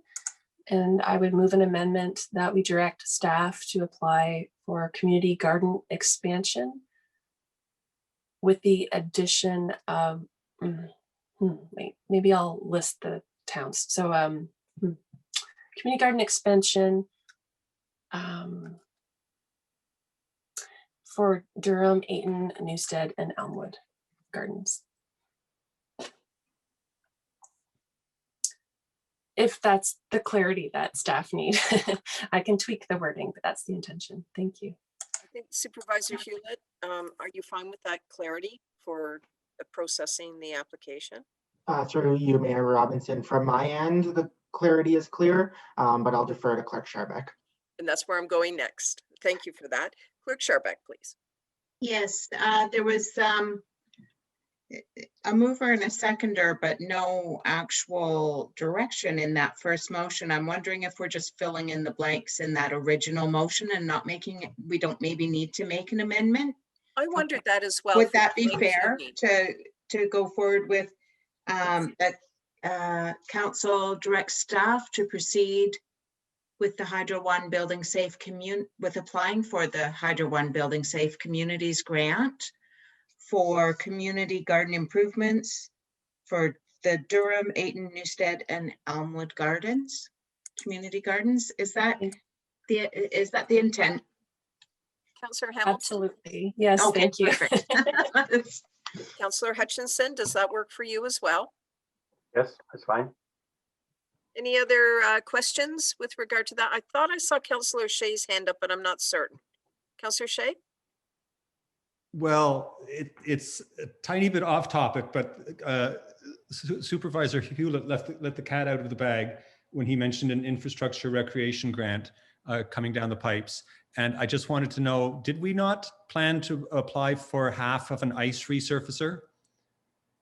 I think in our last year's budget, we budgeted for half an ice resurfacer and asked staff to find grants for the other half. I'll leave that with you and let's return to the main item. Yeah, no, thank you for bringing that forward. We'll have staff address that. Okay, Supervisor Hewlett, and then I'll call the question. In reference to the ice resurfacer following budget process last year, I'll say, we did apply to a number of grants, but unfortunately, there was 7 that I had applied to for an ice resurfacer, 5 of which were canceled due to the current pandemic, and 2 we were unsuccessful in obtaining. This current community infrastructure that I let the cat out of the bag on is for community-based infrastructure. So it's a weird wording, but it can be everything from art installations to parks to it's infrastructure pieces that suit the community. That's how it was worded, and it leaves it very open-ended. There's municipalities that are looking at applying for band shells in their downtown core or accessible bathrooms. There's ones who are looking at just doing streetscaping. It's anything to suit the needs of the community that's somewhat of an infrastructure base. So that's a report coming up, correct? Thank you. Okay, so does anybody need the motion read again? I'm not seeing that. So all those in favor of the motion indicate with a raised hand. Six members of council voted in favor of this motion. The motion is carried. Item 17, bylaws, 17.1, 10-2021, confirm the proceedings of council. Clerk Sherbeck to the recommendation. Through you, your worship, the recommendation is that bylaw 10-2021, being a bylaw to confirm the proceedings of the council of the corporation of the municipality of West Grey, be read a first, second, and third and final time. Is there a mover for this motion? Councillor Hutchinson, are you moving this motion? Yes, Councillor Hutchinson moves the motion. Deputy Mayor, are you seconding this motion? Deputy Mayor Hutchinson, I will second the motion. Questions to the motion? Seeing none, all those in favor indicate with the raised hand. 6 members of council voted in favor of this motion. The motion is carried. On item 18, new business, 18.1, support for Municipality of support for Municipality of Grey Highlands municipal insurance rates. Clerk Sherbeck, would you read the recommendation? Through you, your worship, the recommendation is that the council of the corporation of the municipality of West Grey hereby supports the resolution of the municipality of Grey Highlands dated January 22nd, 2021, wherein they call on the province of Ontario to review the 7 recommendations of AMO to investigate the following municipal insurance issues, as insurance premiums will soon be out of reach for many communities. 1, the provincial government adopt a model of full proportionate liability to replace joint and several liability. 2, implement enhancements to the existing limitations period, including the continued applicability of the existing 10-day rule on slip and fall cases given recent judicial interpretations, and whether a 1-year limitation period may be beneficial. 3, implement a cap for economic loss awards. 4, increase the catastrophic impairment default benefit limit to 2 million and increase the third-party liability coverage to 2 million in government-regulated automobile insurance plans. 5, assess and implement additional measures which would support lower premiums or alternatives to the provision of insurance services by other entities, such as nonprofit insurance reciprocals. 6, compel the insurance industry to supply all necessary financial evidence, including premiums, claims, and deductible limit changes, which support its own and municipal arguments as to the fiscal impact of joint and several liability. 7, establish provincial and municipal working group to consider the above and put forward recommendations to the Attorney General, and that this motion be provided to the Premier of Ontario, Minister of Finance, Attorney General of Ontario, and MPP for Bruce Grey, Owen Sound. Is there a mover for this motion? Councillor Townsend, are you moving the motion? Yes, I would, Madam Mayor, with one slight change, if I could. On the phrase, the paragraph, the point that has joint and several liability in it. I've had a discussion with Frank Cowan again, that insurance company, and it seems the problem is they are the only one that is voluntarily providing data on why they're getting the increase in rates to such a drastic amount. So in that paragraph, I'd like to have it where it requests that the other municipalities we distribute to. So obviously I'm suggesting that we give it to all the other municipalities, is that either they pressure their insurance company to do it, or we ask the province to make it a requirement that all insurance companies that provide coverage to municipalities will in fact supply the necessary data. I think they didn't have enough. The province didn't, and that's why the Attorney General announced at Roma that he wasn't going to do anything, because he said there was no evidence. And so somehow we need to get that evidence out there. So my first choice is to actually say that the province requires insurance companies to provide insurance to municipalities, provide the data that allows the Attorney General to do the proper analysis. Okay, so as the mover of the motion, you're including that in, are you suggesting that goes in paragraph 1, or where do you see that? Oh, Yes. hang on a moment. Pardon me. Sorry, Clerk can I- Shorback, you want to Through your interrupt? worship, can I just ask for clarification? Yeah. Councillor Townsend, do you mean in number 6, compel the insurance industry to supply all necessary financial evidence which supports its own and municipal arguments as to the fiscal impact of joint and several liability? Is that Yes, rather than just saying premiums and claims and deductibles, it's the evidence that that it does in fact impact. So this one limits it, and it may not be the information that's required. So it's all evidence rather than just the premiums, claims, et cetera. Can you suggest some wording? Sure. what are you changing, actually? Are we yeah, supporting compelling Grey Highlands or adding something to what we're supporting? Well, it would actually change the wording. So if we change 6, I would say compel the insurance industry to supply all necessary financial evidence, period, right? Which supports its where are we here?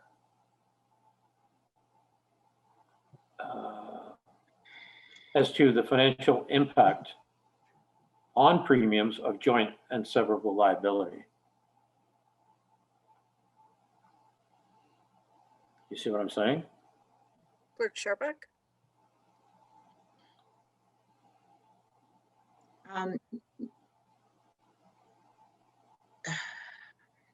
Are you going between the difference of supporting the resolution from Grey Highlands versus a West Grey made resolution? What I'm saying is it would be tweaked, if you will, by West Grey, and I don't know whether or not specifically that sort of is allowed in the process, but I know we've done that before. But I guess I'm I'm just not concerned sure. giving a list of items means you may not be getting all the evidence. Oh, I see what you mean. They've it's including, could we say, but not limited to? Okay, we can do that too. And then, so we're asking for all necessary financial evidence, including but not limited to premiums, claims, deductible limit changes. Would that sort of sum it up? That we want all the evidence, not just these 3 pieces. Is that, am I getting it? Yeah. Okay. Yes. And I think we can certainly tweak that wording to be clear for how Councillor Townsend would like to clarify that. Okay, I think we're clear on that. And then thank you, Councillor Townsend, for moving that. Is there a seconder for that? Councillor Hamilton, are you seconding? I'll second that. Thank you. Thank you. Is there any questions with regard to the motion at hand? I am not seeing any. I'm calling the question. All those in favor indicate with a raised hand. 6 members of council voted in favor of this motion. The motion is carried. Okay, 18.1. We are now on 18.2, notice of motion, e-scribe training. Councillor Hamilton, this is your notice of motion. Would you care to read your notice of motion? Sure. Thank you, Mayor Robinson. Whereas the Municipality of West Grey uses eScribe online platform to manage aspects of council and committee meetings, whereas eScribe has a variety of features, only some of which West Grey subscribes to and utilizes. Therefore, be it resolved that staff book a presentation from eScribe for council, and that staff report on the vote manager module, the public comments module, and any other features which may be of interest to council and staff. Is there a seconder for this motion?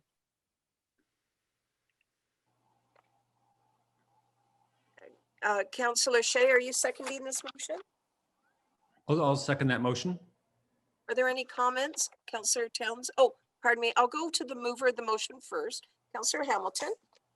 Oh, thank you, Mayor Robinson. This, just to say, this motion was inspired from our Roma conference. I attended a workshop about opportunities to bring things up online, and a clerk was speaking to their experience using eScribe and these modules in particular, and that's why I'm bringing it to council today. The success they had in their municipality, I thought that might be something we'd want to explore here too. Thank you. Councillor Townsend. Thank you very much. What I was wondering is whether staff could demonstrate the efficiencies that have already been realized through eScribe. And the reason I say that is if we're not getting them, should we invest more in eScribe? So I'm hoping that you do have sufficient information, if you will, that would encourage us to do so. But it's a question that I always believe should be asked as a check and balance. Are you asking for that question now, or at the time, should this go through at the time of the presentation? What At the specifically time are this you asking presentation for? is there. Pardon me? At the time the presentation comes forward, Okay. but I would like to see that in there, so. Okay. Councillor Hamilton? Oh, thank you, Mayor Robinson. And if I may just check in with staff about the motion, and is this, if they have any feedback. Thank you. We'll go to Clerk Scharbeck. Do you have any feedback? Your worship, no, not at this time. I've made a note of Councillor Townsend's comment. Thank you. I'm just going to go to Madam CAO as well. CAO Johnson, is there any comment you wish to make? Well, thank you, Madam Mayor, and through you to Councillor Hamilton.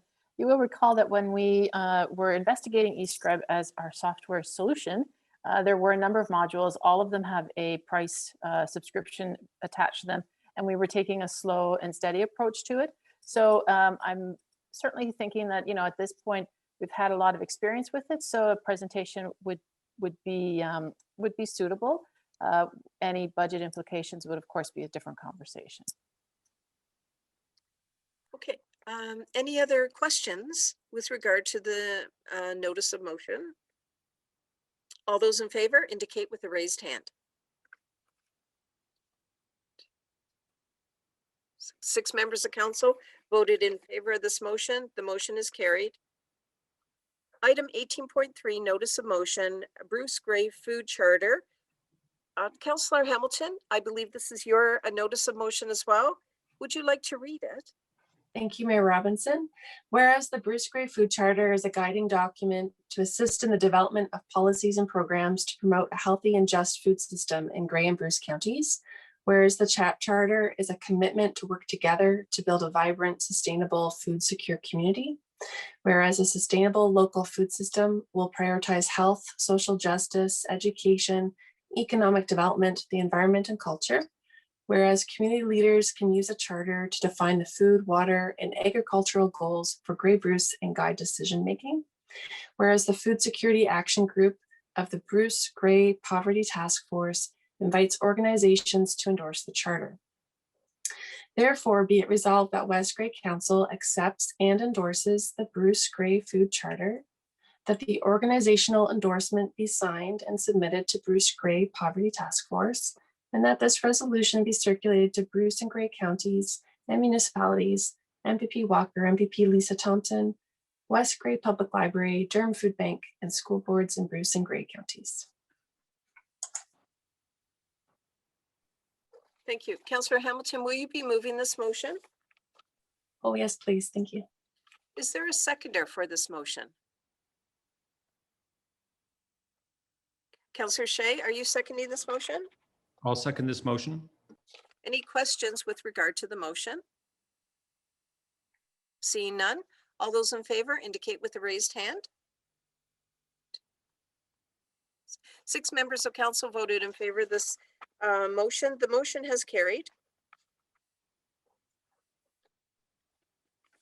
We're now moving on to item 18.4, notice of motion, West Grey Emergency Management Group reporting to council. I believe this is Councillor Shea's notice of motion. Is that correct? Would you like to read it? Yes, thank you, Your Worship. And I'm curious why we no longer indicate who was the mover of the notice of motion or who prepared the notice of motion. Oftentimes notices of motion require significant amounts of research and sort of literary skill to craft them. This one didn't, by all means, but I do think it would be sensible to identify the person who did prepare the notice of motion. That said, this notice of motion is that West Grey Emergency Management Group, oh, that's what it's called. Be it resolved that the West Grey Emergency Management Group reports to Council March 16th, 2021 with an overview of its role and responsibilities, including the scope of decisions it makes. So are you going to move this motion, Councillor Shea? Yes, I'll move that motion. Thank you. Thank you. Is there a seconder for this motion? Councillor Townsend, are you seconding this motion? Yes, I am, Madam Mayor, and I also have a comment. Please go ahead. Thank you. I guess by the same token, I'd also like to know when it reports back that where council fits into that. Most emergency plans that I've written, the emergency group actually makes decisions where the governing body isn't available. They make all decisions. And when you get into the situation where you have an emergency and the governing body is still there, I'd like to see how we deal with that in our plan in a succinct way, just to make sure that we all understand what our roles are.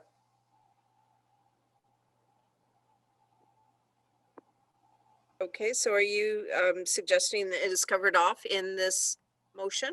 Yes, I was just going to say, I noticed you were writing, so I was waiting for you to finish. And I was going to say, if the mover and seconder would agree with that, then maybe that's a simple way to deal with it. So in terms of what are you asking? Because you are the seconder, what would you propose? I would like to say, including, like it says, including the scope of decision it makes and the role of council in decision making during an emergency. Okay. Councillor Shea, are you fine with that language change? Yes, thank you. Are there any other questions with regard to this motion? All those in favor indicate with a raised hand. 6 members of council voted in favor of this motion. The motion is carried. So the next motion, I would like to speak to it. So I'm going to ask to transfer the chair for this particular item only to Deputy Mayor Hutchinson. So if you can chair item 18.5, I would appreciate that. So I'm transferring the chair to you and I will speak at the appropriate time. Thank you.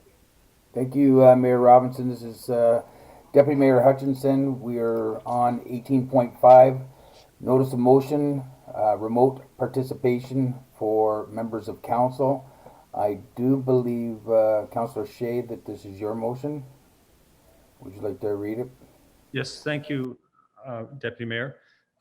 Whereas West Grey staff and council are seeking to minimize interpersonal contact during the COVID pandemic, be it resolved that all members of council will continue to participate remotely in all council and committee meetings and will refrain from entering the municipal office until the need for social distancing is over. And I'm happy to move this motion. Thank you. So it's moved by Councillor Shea. Is there a seconder for this motion?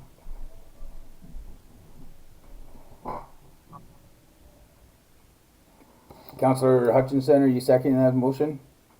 I'll second the motion, yes, and I would like to comment. Thank you. Councillor Shea, do you have any comments right now, or could it go to Councillor Hutchinson? No, thank you. I think it's fairly clear. I think that the way that we're operating right now seems entirely appropriate.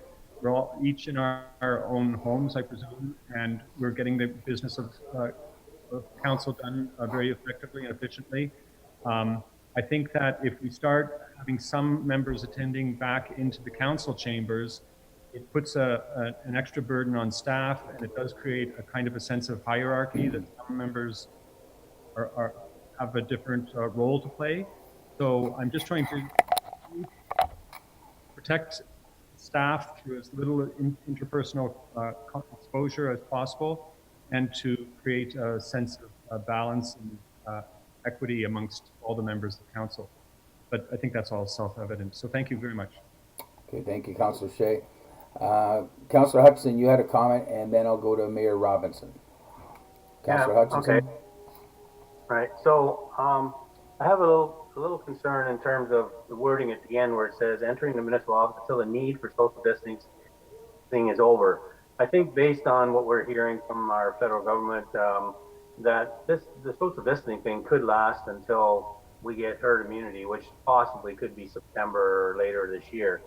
So I'm just wondering about that, given that some councils are already meeting in person now. I know when you watch the news, you look at some of the cities and whatnot, that they're already in the chamber, given that they're doing social distancing and they're masking. So I'm just not sure. Like right now is not a good time. I agree, but maybe, you know, by the middle of the summer, maybe things won't be so bad. But yet we still, social distancing is almost going to be a condition of in the future. Like who knows how long that's going to be. That's maybe just going to be the norm. So I really question that wording until the need for social distancing is over. Who knows? Like that could be 2 years from now. So I'm a little hesitant on that wording. I'd really like to leave it a little more open-ended. That's all. Councillor Shea, you have a response? I think you make a good point, Doug. Maybe we should say for the next 4 months, and then revisit the decision. I apologize, Councillor Shea. I couldn't hear you. Oh, sorry. I was just saying. I think Doug makes a good point. Maybe we should just say for the next 4 months, and then we'll revisit the decision. Okay, so I'm going to go to Mayor Robinson now, and I did see Councillor Townsend, you wanted to speak as well, but I'll go to Mayor Robinson first. Go ahead, Mayor Robinson. Well, thank you, Deputy Mayor, and through you, I will not be supporting this motion.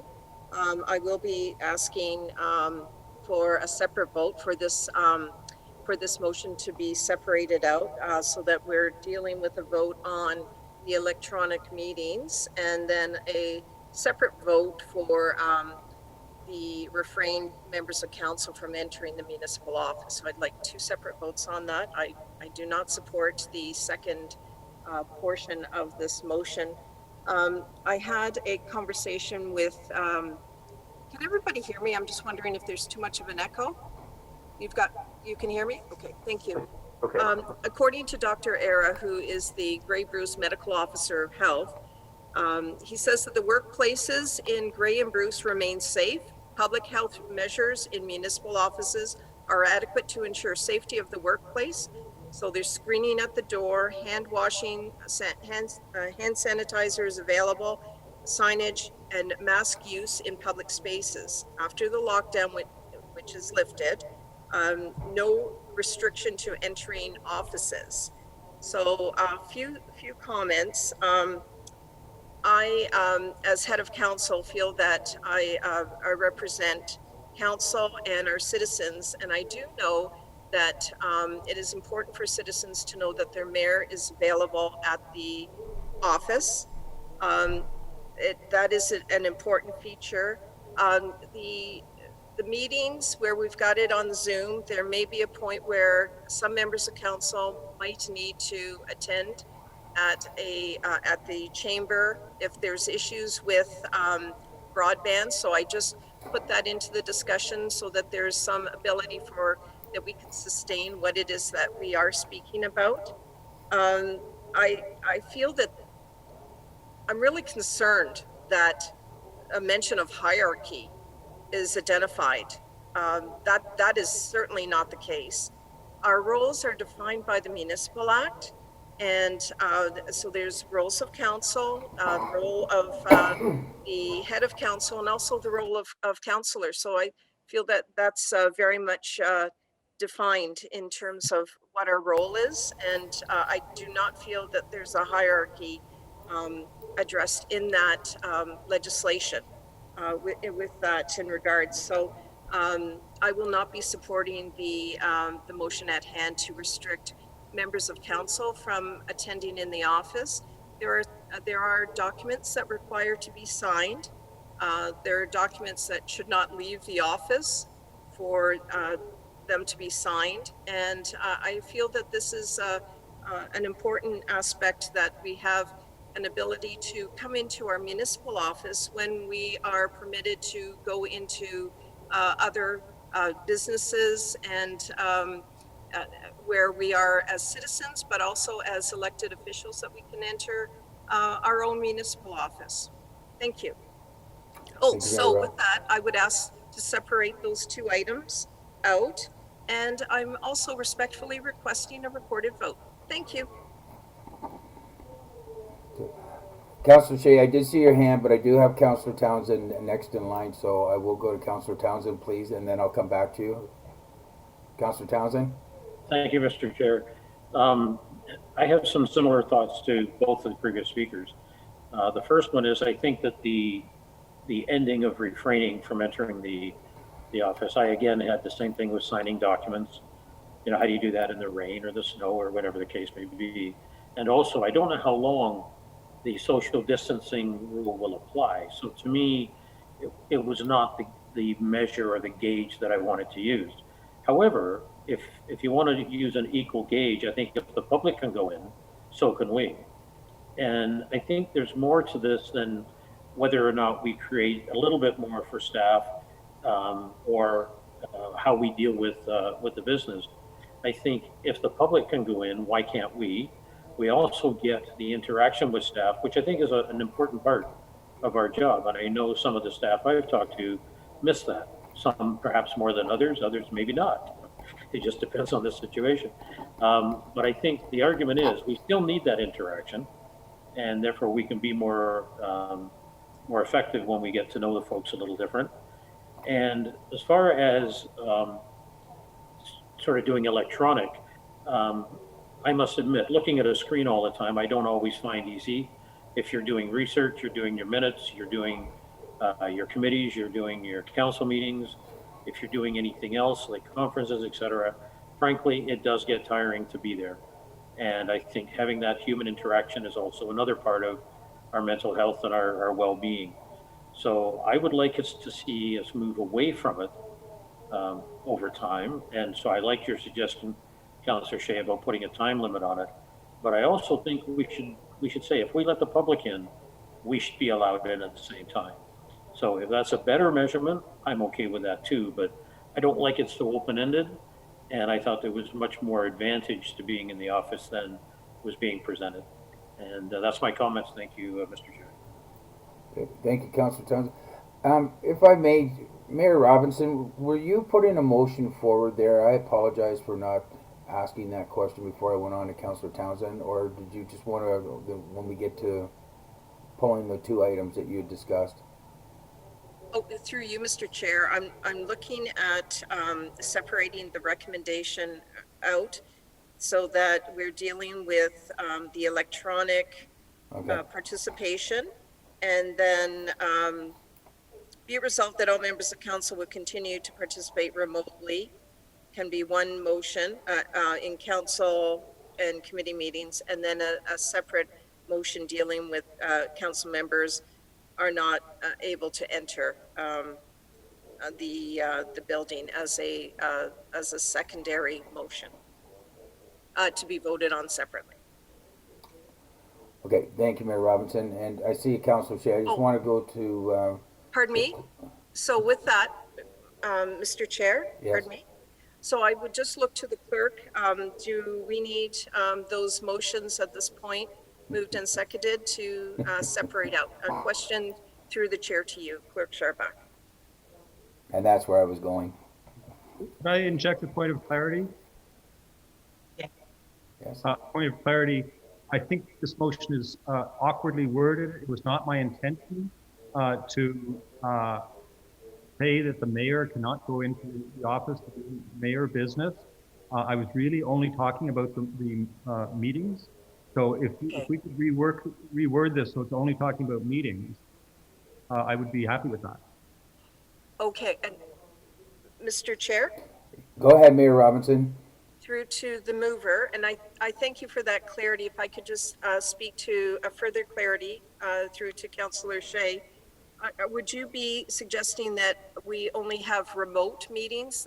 There may be an occasion, and I'm seeking clarification through you, where I would be more comfortable in the council chambers conducting the meetings, like in the municipality when there's other staff there. I also want that flexibility. So Councillor Shea, go ahead, yes. So that's where I feel a little bit awkward, because I feel like if you're in the council chambers, I would like to be in the council chambers too. Well, I could be through you, if it's Mayor okay Robinson? to speak. I can be in my office, and then if I have some technical issues, I could call upon staff if they're in the office. I'm looking for that type of support. But I do see Madam CAO has her hand up. And thank you for the time, and also to you. Thank you, Councillor Shea. Okay, I'm gonna go to Madam CEO, and I believe Councillor Townsend's hand was up for first time speaker.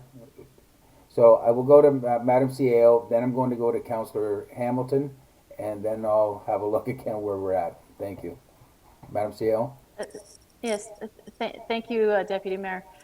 Just as a point of clarification, when the municipal office is open, it's open, the reception area is open, the lobby, the staff area is closed to the public, as is council chambers. My intention was always that particularly evening meetings would be held exclusively remotely because, as you can see, they run a little late, and just for the safety of staff traveling to and from, it's been quite nice to have remote meetings. So just those two little points of clarification as you continue the debate. Thank you, Mr. Chair. Thank you. Councillor Hamilton, go ahead, please. Thank you, and thank you for the conversation. So I would, I'm not sure if there's a motion on the floor right now, quite honestly, but I have an amendment to bring some clarity that I think Mayor Robinson would appreciate, but I'm not sure. Is there a motion on the floor? Can I make a motion to amend? That's my question. Thank you. I will refer to our clerk for that answer. Through you, Deputy Mayor. Right now we have a motion moved and seconded. It's on the floor. And we've had a request to separate that motion into two questions. Okay. So, which the chair can allow to proceed just as a request separated into two sections, or the chair can ask for a motion to move that we separated into two sections, or two questions. Generally, somebody asks for it to be separated, we just do one part and then the other part. So I'm not sure quite where we at. Are we separating those Well, I questions? think the request of the Mayor Robinson was to separate, so that's why I was, before it got into a big debate there, I was actually going to refer to you, clerk, to get some clarification on that request from the mayor on some direction which way this had to go. Through you, Chair. I think if we separated the question, then the first part of the question is very clear that we all participate remotely in meeting, and then do a stop there. And then when we address the second part of the question, maybe clarify the wording on that. Would that help to get us through the first piece? Through the first piece. Well, I'll go to the, I guess I'll go to the mover and the seconder. Councillor Shea, you have moved this one. This is your motion. I'm fine with that. And I apologize. I apologize who had seconded it, because it's just was that, I think it was me, wasn't it? Yes. And Councillor Hutchinson? There was a call for a recorded vote as well. Yes, I just getting this clarity though. Was Councillor Hutchinson on the seconder?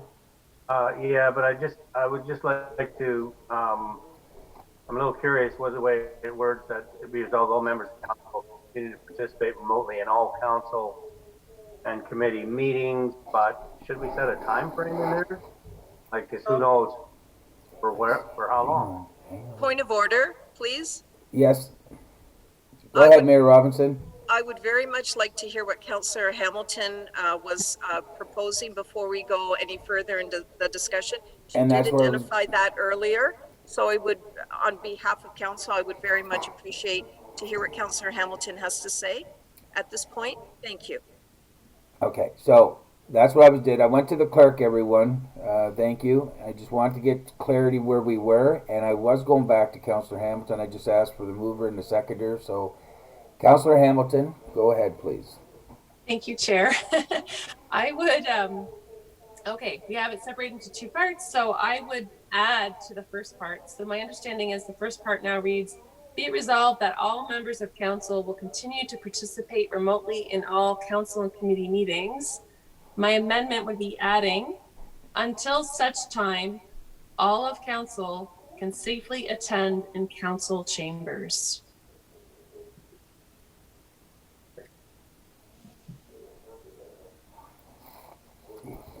Councillor Hamilton, could you say that one more time, just because I was paying attention, but I just wanted to make sure that I've got that right for myself. For sure. Please. So I'm taking that first part that's been separated and I'm adding to it, I'm adding an amendment. So it says, be it resolved that all members of council will continue to participate remotely in all council and committee meetings. I'd like to add, until such time, all of council can safely attend in council chambers. That's my amendment. Thank you. Okay.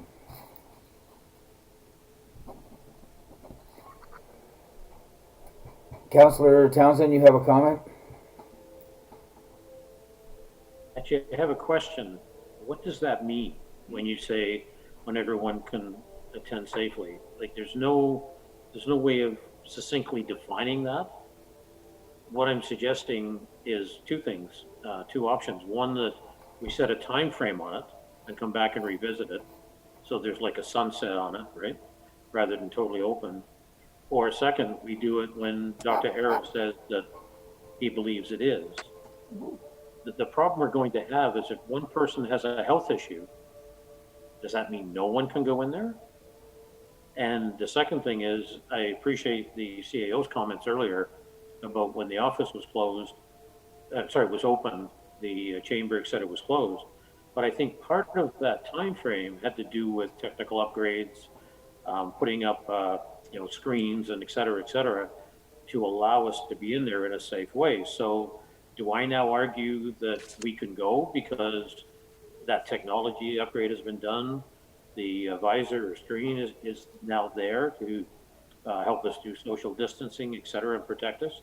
So where's that definition? So if we can't define it, I'd prefer to do a time frame and then come back and revisit it, rather than putting something we can't measure. Point of Would you order. be open to that? Okay, thank you. Councillor Hamilton? Well, point of order, I've moved an amendment. Could we have it seconded so we could debate it? Thank you. Thank you. Sure. Thank you. Councillor Townsend? Yeah, I'll second the motion. Okay, Or the thank you. amendments. Councillor Hamilton? Through you, Chair, to respond to Councillor Townsend, if I may. Safety is deemed by our public health guidelines, and is the chamber a safe place for us to sit and meet where we're safely distanced. We have the technical equipment that we require, and I'm confident that staff and our emergency control group will advise us when it's safe to do so, that they have all those parameters in mind. And it's for the emergency control group's determination as to when it's safe for us to return to council chambers. Thank you. Thank you. Mayor Robinson? Thank you. And I can support this amendment. And thank you for the clarity from everyone. I appreciate it. Councillor Townsend, your hand's up. So back to the mover, Councillor Hamilton, would you be willing to say per public health guidelines? Councillor Hamilton? if that helps out Councillor Townsend, yes, that'd be fine.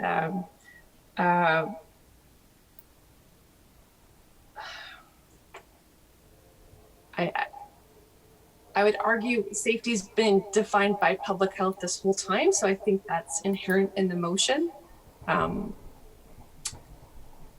Does that give you confidence, Councillor Townsend? Through the chair to Councillor Townsend, does that give you confidence that we've been defining safety through public health measures? Thank you. Yes, through the chair it does, and that's why it's saying for there rather than an individual believes that their health isn't safe, therefore we can't all meet there, right? It just closes some of the gaps by doing that. Thank you for the consideration. Okay, thank you. We've had a wholesome discussion. I have to go to the clerk because I've got a pretty good idea where we're at, but I do want I'm going to need some clarity on our next step here. Is there any other speakers or comments at this time? Because I'd like to move this one forward, please. And we do have a recorded vote requested by Mayor Robinson, I believe. Okay. Through you, Chair, this is what I have, and I will just confirm with the mover of the amendment at this time that I've got the intent properly reflected here. So that the main motion, which is that members of council will continue to participate remotely in all council and committee meetings, be amended by adding, you're a big echo. Just me. Okay. Until such time that all council members can safely attend in council chambers pursuant to public health recommendations and the emergency management group determination of when it is deemed safe to attend in council chambers. Is that okay? Good. So that's been moved by Councillor Hamilton, seconded by Councillor Townsend. And I just want to clarify, Mayor Robinson, did you want a recorded vote on the amendment as well as the main motion, or just the main motion? Yes, please, on everything. Thank you. Okay.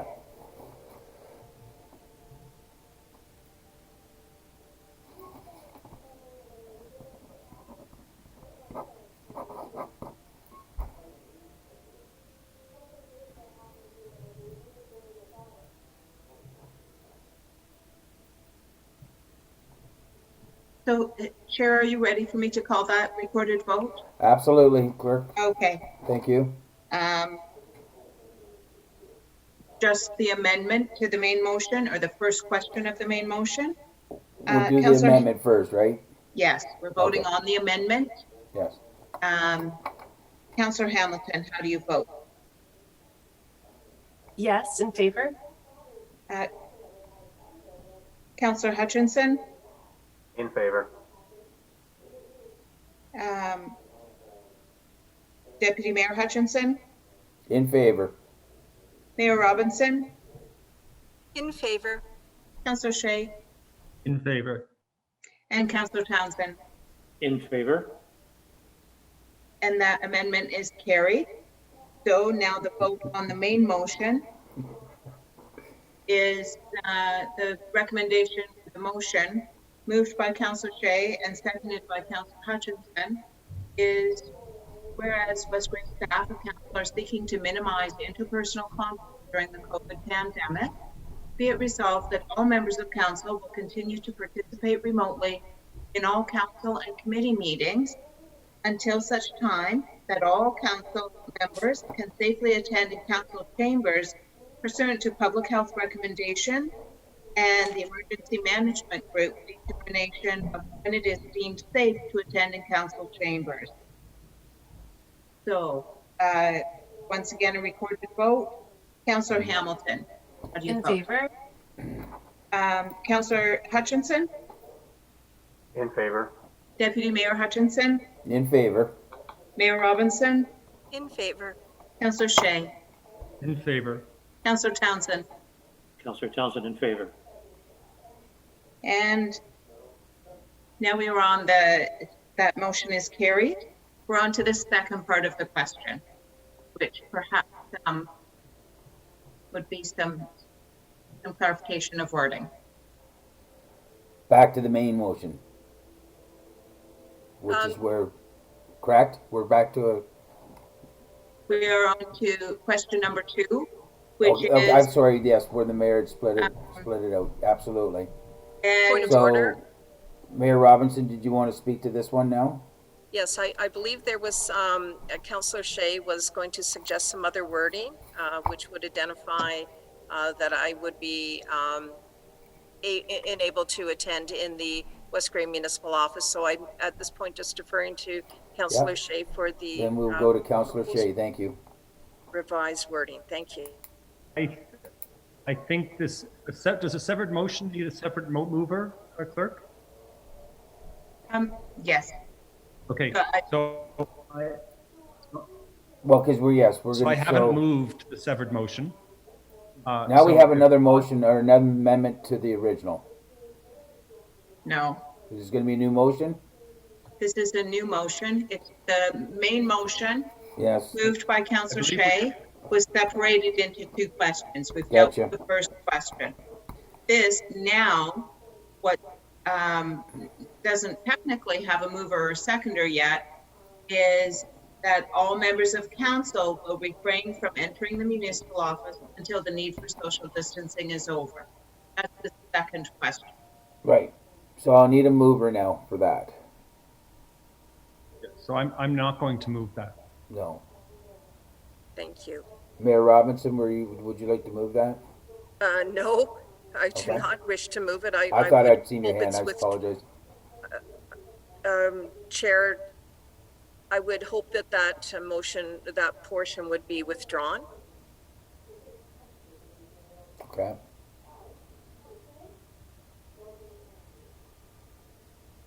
Clerk, did you hear Mayor Robinson? Wants it withdrawn? And at this point in time, there's no mover, so it is technically not withdrawn. on the It's not table. on the floor for council's consideration. I'm not sure if it was being replaced with other wording or just left as that. We'll wait and hear who's moving what. Fair enough. Thank you. Councillor Townsend, your hand's up? Yes, it is. Thank you. On the point of whether or not we need a second motion, first of all, we've already put in the time frame for when we can meet. So wouldn't it make sense that we just do that for visiting the office as well? And to the mayor's point earlier, if we put in different rules for different people, we are creating a hierarchy, which, as you said, you didn't want to see that either. So to me, I think we should just literally let it go. And when we can go into the building, we can go into the building, and we already have a motion that says when we will go in. If there's something that we need to sign or whatnot, then either we have a motion that says we can all go, or we just rely on the first motion. Thank you. Thank you. Mayor Robinson, your hand was up? Thank you. I'm very much in agreement with the electronic meetings, and when there would be an ability to come back in the office to have our full council meetings. There's no motion on the floor at this point, so I would take that when I need to go into the office to represent citizens, whether I'm signing documentation, that I can do that in a safe manner, because currently workplaces in Grey Bruce remain safe, and there's no restriction on workplaces at this time. So because there's no motion on, I would tell members of council that when I do need to attend at the office, that I will be doing that on behalf of the citizens and my work as mayor. Thank you. Okay, just to reference, I think we have documents to sign as well now that the office is coming for all of us, right? To get caught up, clerk? So, Mr. Chair, if there's no other motion, then perhaps the item has been satisfied. And if that is correct, I would take the chair back at the appropriate time. Absolutely. I will gladly hand the chair back to you. Thank you very much for that wholesome conversation, everyone. Okay, I will gladly take the chair back at this time. We're on item number 19, which is an addendum. Clerk Sharback, I believe that is an NA on our agenda. That's right. There's no addendum. Item 20, closed session, incomplete items only. That is an NA. Item 21, matters arising from the closed session, NA. We're on item number item number 22, which is question period. Supervisor Hewlett, is there any member of our public that wishes a question at this time? Thank you, Mayor Robinson. Any members of the public wishing to ask a question of council during this period may do so in two separate ways. This has changed from our previous meetings. If you have joined us using an online meeting software, you can send a chat message to myself, either stating your question or that you would like to speak. If you have joined us over the phone, you can press *9 to raise your hand. So again, if you have joined us over the online meeting software, you can send a chat message to myself, Cody Hewlett, Recreation Supervisor, stating that you would like to speak, or including your question that I can read on your behalf. Or alternatively, if you have joined us over the phone, it is *9 to raise your hand and we can unmute you at the mayor's request. Supervisor Hewlett, is there anyone at this time? Just taking a quick review of the chat as well as the dashboard. I am not seeing any members of the public wishing to speak at this time. Okay then. Item 23, Municipal Act notices. Clerk Sharback. Oh, Point of order, Mayor. yes, go ahead, Councillor. May I ask a question? On the question period? Yes. Oh, what is your question, Councillor? Well, it has to do with future opening of facilities. Is there any room for asking a question? I've had a request. Yes, clear. Madam CAO, would you be able, that was a previous question that Councillor Hutchinson had. Are you able to respond to his question? I think that it's valid at this time. Certainly. Thank you, Madam Mayor. Through you to Councillor Hutchinson, I believe you're asking about our arenas and community halls specifically, because the municipal office will be open next week. Yeah, so I can share that our recreation supervisor is working with public health on guidelines to sort out what a safe reopening could look like. So it absolutely is on our radar. I don't know if Mr. Hewlett has anything further to add, but I appreciate the question and the opportunity to let the community know that we are working on that. Okay. Yeah, because it was about revolved around pickleball in particular, since they quite often have a season. I know with the recreation arenas, the ice has gone out, so that's a little different ball game. But with the pickleball, it's just a matter of starting it up, and whether they can do that safely or not, that's the question. So yeah, so anyways, the people are asking, and I just wanted to let anyone know that might be listening if it's on the radar. So we'll stay tuned. Well, thank you for that question, Councillor Hutchinson, before the meeting was over. So I do appreciate you looping back into that. I appreciate that. Supervisor Hewlett, could you please respond to Councillor Hutchinson's inquiry?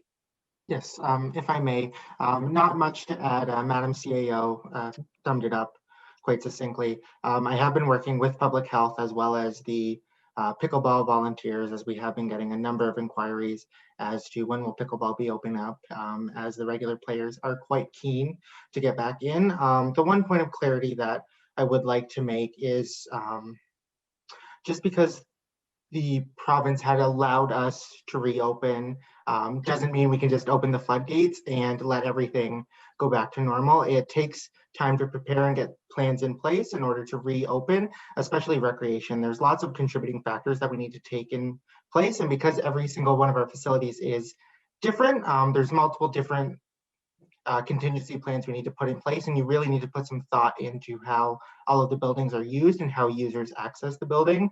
So we are working with public health as well as the volunteers, and there will be a reopening of pickleball very shortly. We're just waiting to get our I's dotted and our T's crossed, and we'll be ready to rock and roll very soon. Okay, thank you. And we have had communiques from a representative from pickleball, and that inquiry has been forwarded on so that Supervisor Hewlett will be able to respond to that individual. Thank you. Councillor Shea.